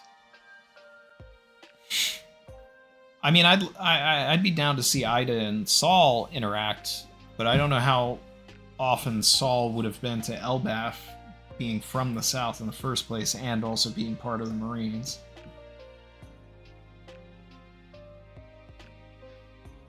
Oh, yeah, Samu Wanai, yeah, okay, not cold, yeah. When you break it up like that, then I see it. Jaguar D. Ida, ooh. Oh.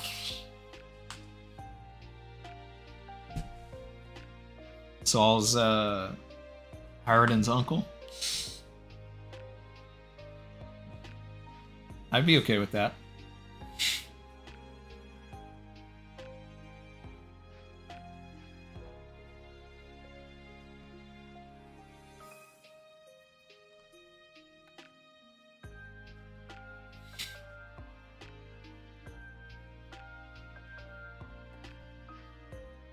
IDA, her name's just an acronym. It's not the right way you say it. Yeah, cool. It's funny. Yeah, no, I get it.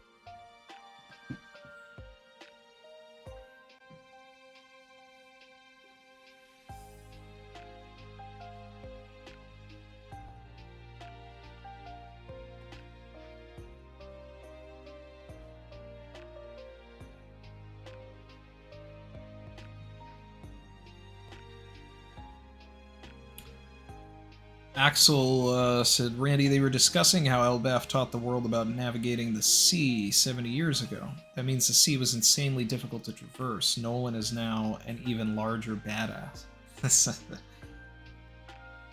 He always was.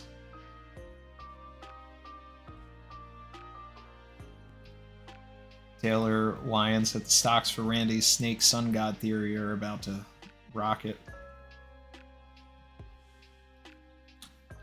You know, I'd love it if Loki's fruit was actually, like, just a snake fruit.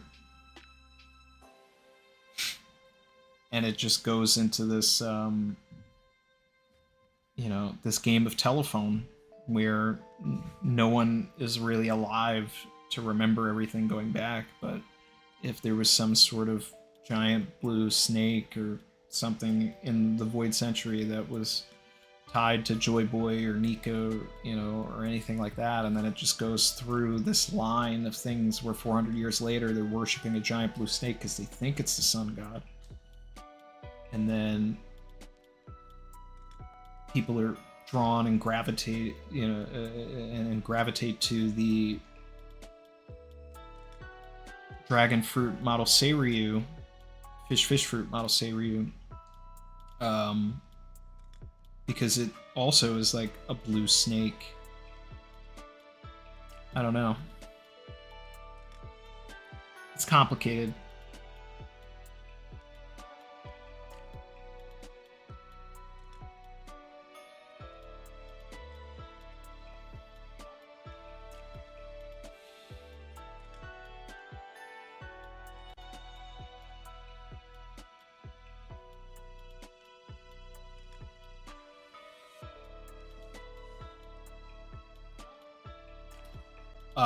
Crushnaut said Odin and Harald parallels, keeps country closed. Harald opens his country. You have a country influenced by pirates, a country influenced by the world government, goes pirating, and friends stay home, travels and friends go pirating. I will say that so far Harald is an infinitely better character than Odin, though.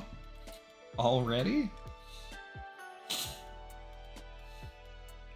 Like, that's always going to be one of my hot takes, that I don't actually like Odin as a character. I think that he is incredibly flawed in the wrong ways, and a lot of the problems that happen to Wano can be boiled down to choices that he made. So he was a bad leader for the country. He like, intentional or not, he was selfish, and that attitude actually destroyed his kingdom.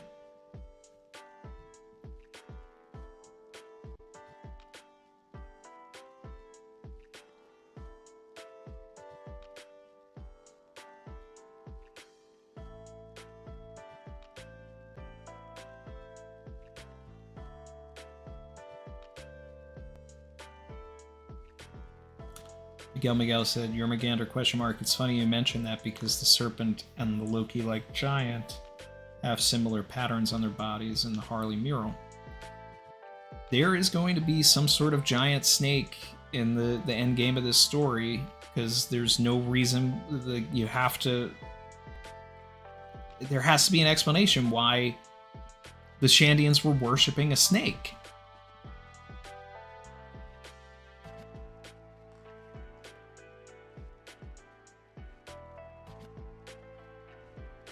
Volkazard said, only part I didn't like about Odin is how he folded to Orochi. That's a big part of why I don't like him either. For 5 years, you danced for this man and let him ruin your country? You could have easily stopped him. But plot.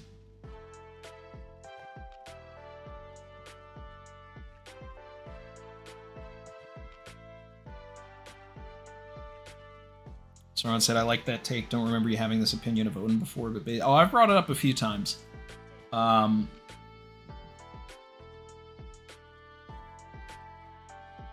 Like... It's so... Like, the fact that he comes to the island, sees it is in, like, such disarray, and then it's like, BRB. I gotta get Roger to the One Piece though. Y'all good? I know you're not, but I gotta do this. Instead of just being like, hey Raj, come with me real quick. And then they just fix everything and leave. And then he comes back and still doesn't say, hey guys, come on, let's just do something real quick.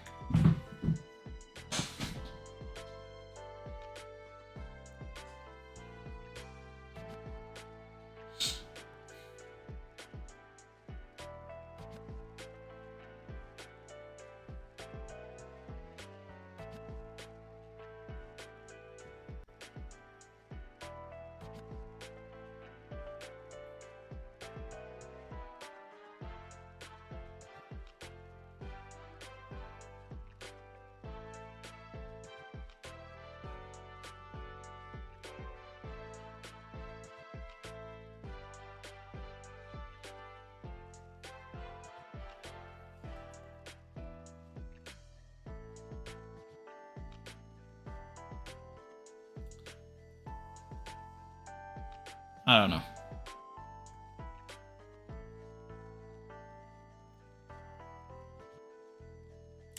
I also feel like him dancing and everything, like, you know, people can argue it however they want, but Odin dancing feels like the man gave up. And I don't like that as a characteristic, especially in this story. And I think it's, like, supposed to be interpreted that, like, you know, he's really protecting his kingdom and he's protecting everybody by doing the dance, and it's like, obviously not. You know?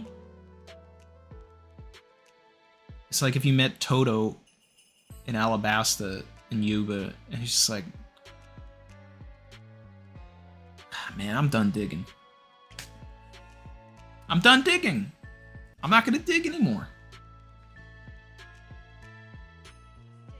What's it mean? Why should I go and fight Orochi? Why should I go and... I'm not going down this Odin. This is too much. It's too much. I can't do this. Um, Luke said I'd be down with Loki having the Jormungandr fruit, especially if we're tying to Skype. It definitely would explain him calling himself the sun god. Yeah, and then we can understand like why 400 years ago they were calling a snake the sun god. So yeah, that's just like one of the other reasons for that theory, which I made years ago in the first place, and like some of it, I don't know how much of it still holds up after we've gotten more context, but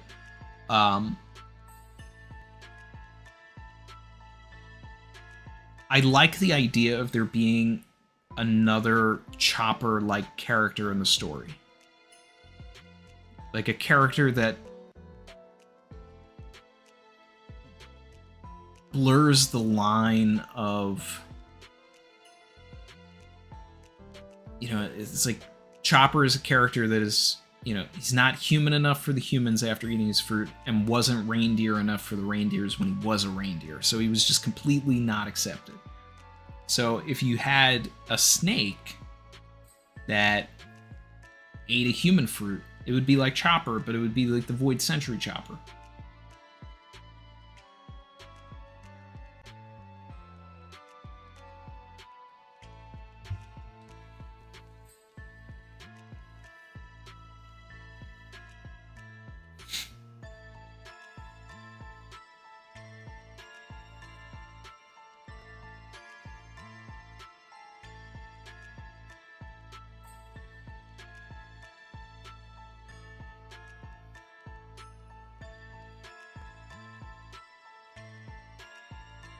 Maybe Odin dancing is something from Japanese culture and being stoic. Yeah, but I still think that it was the wrong decision, and it's like, and it just, it's all about like, it goes, it serves what Odin did serves the purpose of Luffy being the better Odin, like coming in and actually doing what Odin should have done. So it gets us the plot, right? But for the way that people gas Odin like he's a Chad, I don't get that. Like that doesn't make any sense to me. I think Odin is a terrible character. And I feel like the point of his character is that he's a terrible character because all of this stuff happens because of actions that he took. So, like, oh, Odin was a badass and all this. It's just like, dude abandoned his family and his kingdom and had the power to save everybody and then decided at the last minute to do it. Instead of like, dude should have been fighting and planning and going, but then we wouldn't have the plot, so it doesn't matter.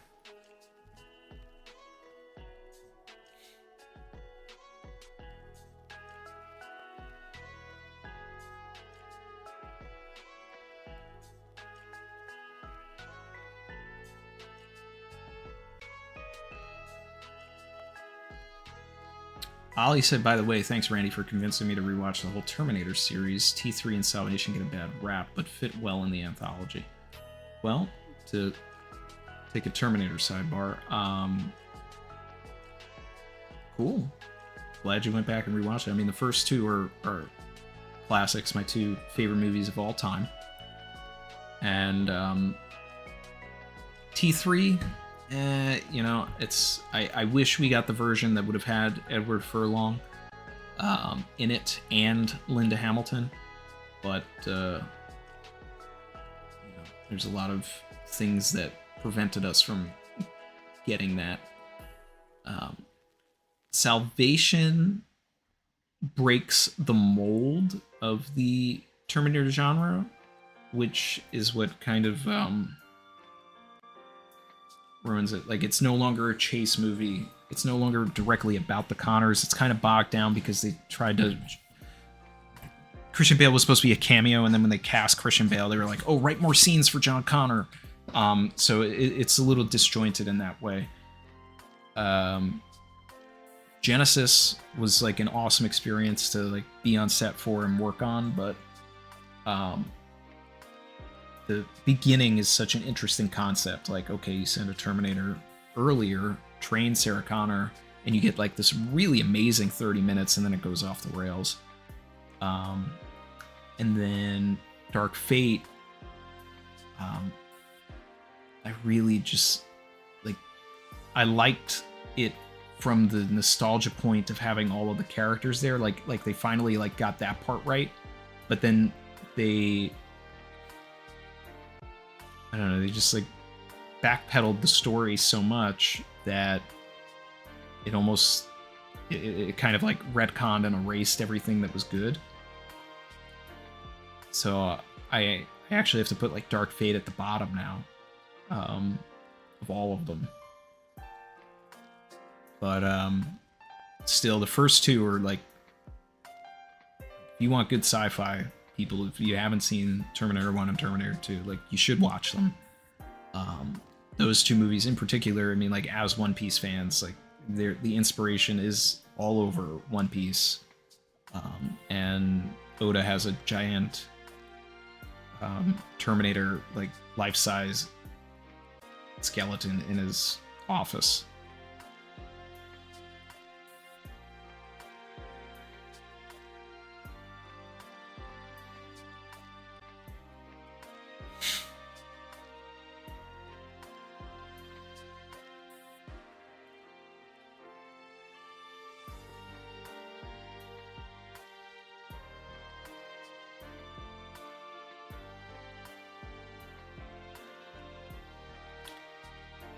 Luke said good sci-fi on a shoestring budget, amazing what they did with basically no money.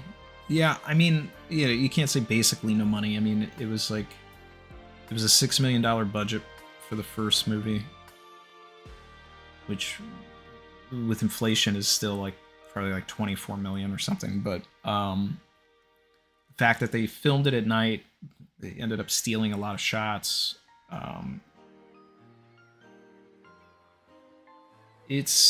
It's just a good, it's a good story. It's just good. It's just good. I love it. I've got a Terminator head right here. I've got a poster right there. I've got 2 other posters in the hallway. Like, it's...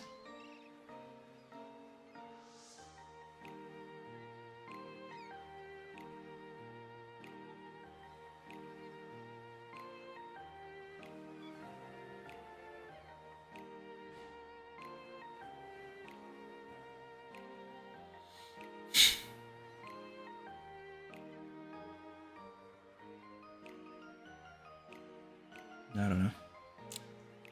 I wish I could have gotten my Terminator movie made.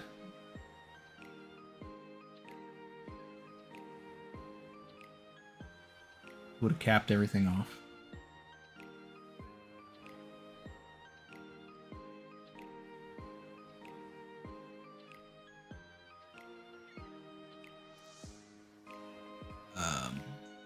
What's my take on Mihawk's past?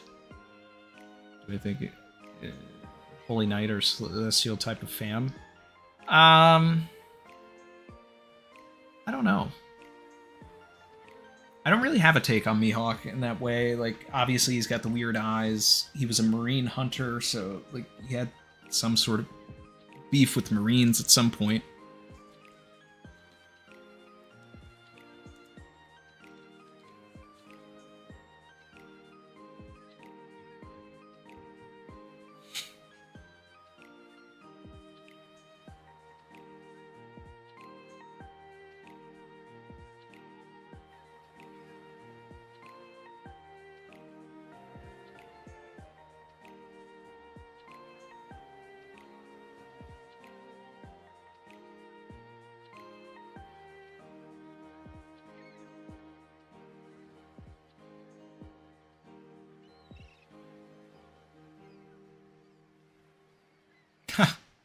Volkazard said, now I can't stop imagining the Void Century as an animal farm started by a select set of animals all eating human fruits and having the animals revolt, resulting in a demi-species.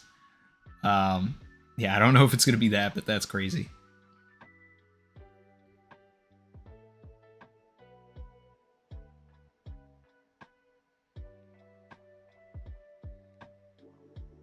Come with me if you want to live.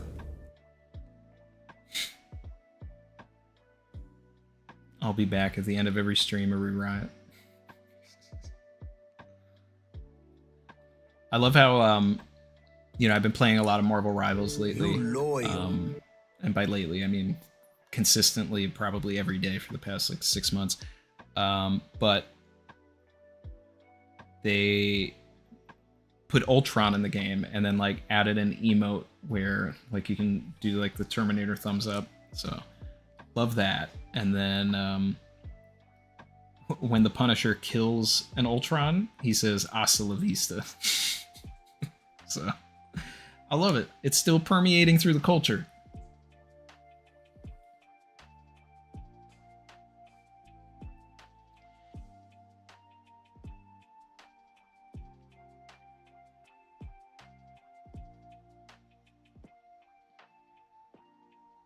I gotta say, I'll be back at the end of every stream. I'm being stinky. All right.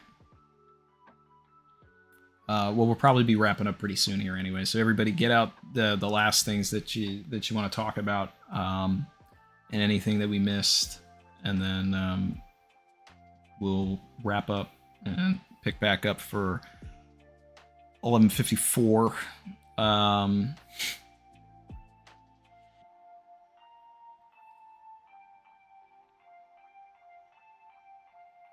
And then maybe a theory for theory this week. Let me see.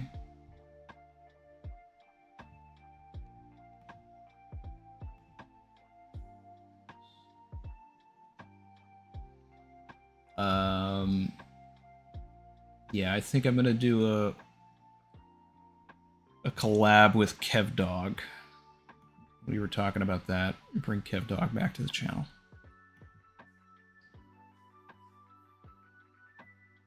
But it's gonna be like a different style.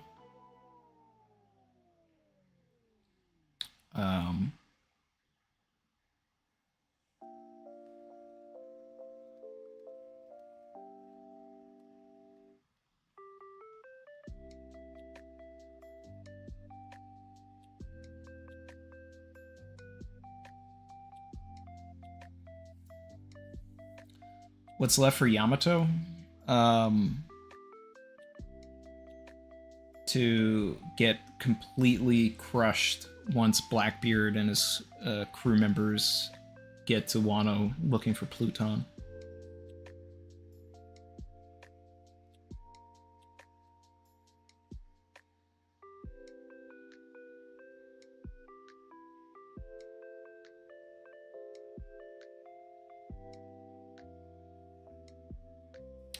Jacob said Loki could be displaying rare ancient giant traits, considering both his parents have ancient giant lineage.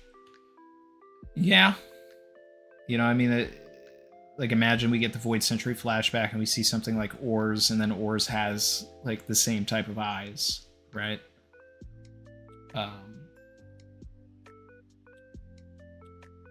Something like that.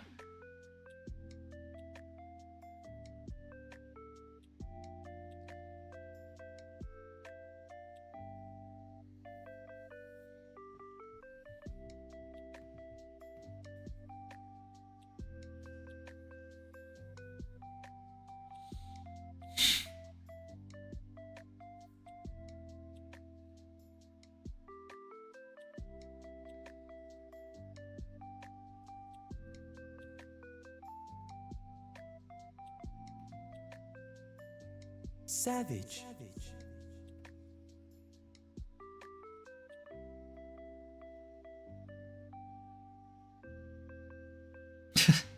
Luke said the world nobles are all goldfish humans, that's why they need those globes. They just don't want to breathe the same air.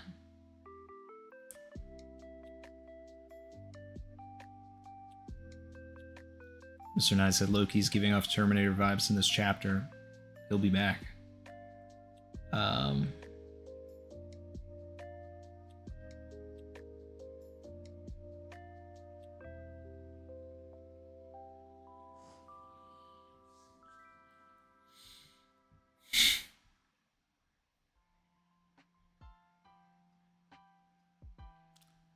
Ghostblade Superden said, how likely do you think that One Piece world is Dyson sphere theory?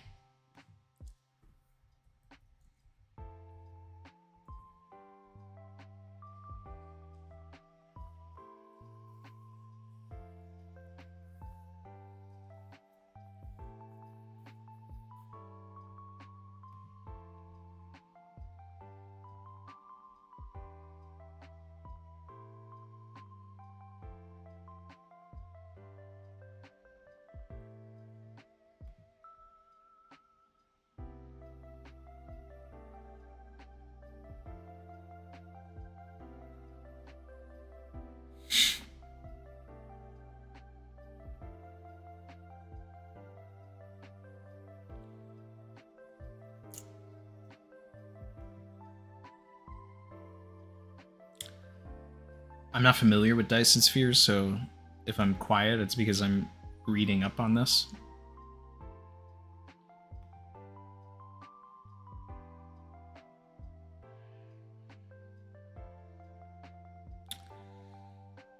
A hypothetical megastructure built around a star to harness its entire energy output. I mean, given by what was said in the Harley, I did talk about some sort of energy that needed to be mined in the core of this planet.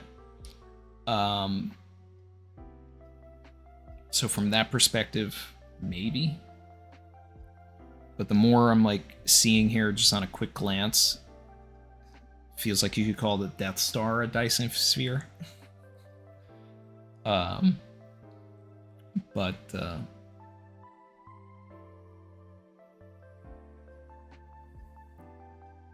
Would the theory be like everybody started on the moon and then collected enough resources to build this Earth in the first place, and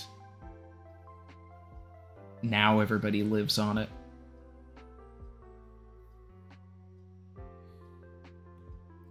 I mean, that's crazy. I mean, we'd get into super sci-fi stuff here.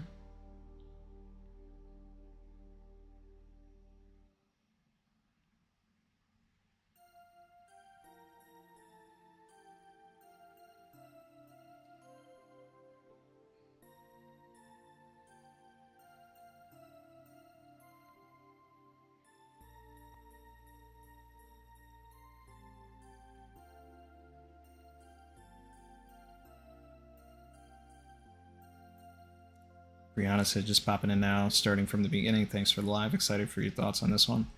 It's flashback time, and I'm always here for flashback time.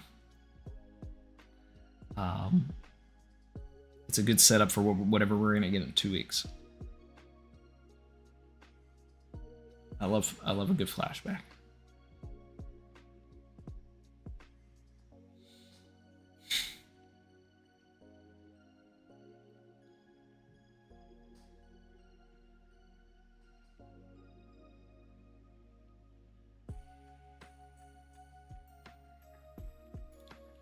Ali said, am I the only one who feels like this is just part 1 of Elbaf, and when we get back from, say, Marineford 2, we get more lore drops in Elbaf Giants and the Void Century before we get more Elbaf lore? That's something that I'm worried about, and that's something that I've been, with the idea of them trying to kidnap these kids, go back to the Holy Land and everything, like, it feels like we're going to be putting a pause on Elbaf, going somewhere else, and then forced to come back later. Sort of like a Water 7 Ennie's Lobby, Water 7, post Ennie's Lobby thing. I don't really want to do that, but we'll see what happens. I mean, if we did have to leave Elbaf for other things, then I would see an epilogue where Usopp is back in Elbaf at the end of the story or something, when everybody's split up. And it would just be a page of him like living there and enjoying his life and being I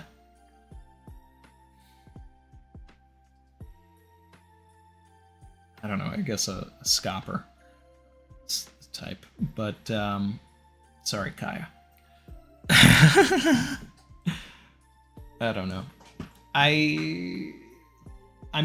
That's the thing I'm worried about.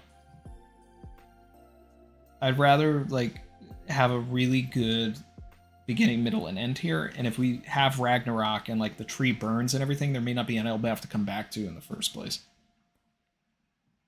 So.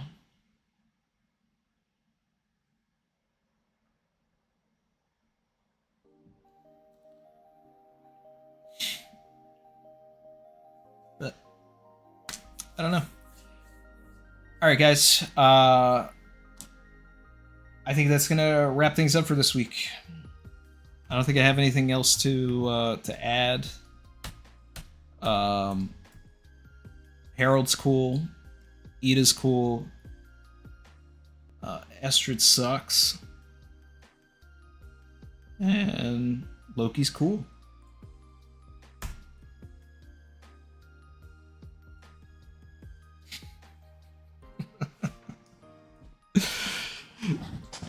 Alright, guys.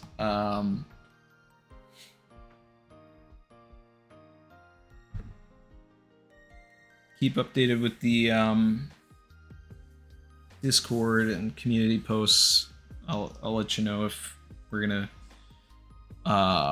do anything else during the break or not. And otherwise, I'll be back.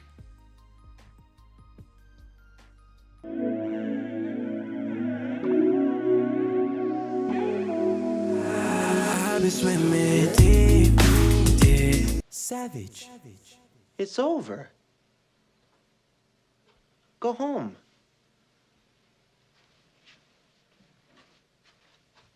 Go.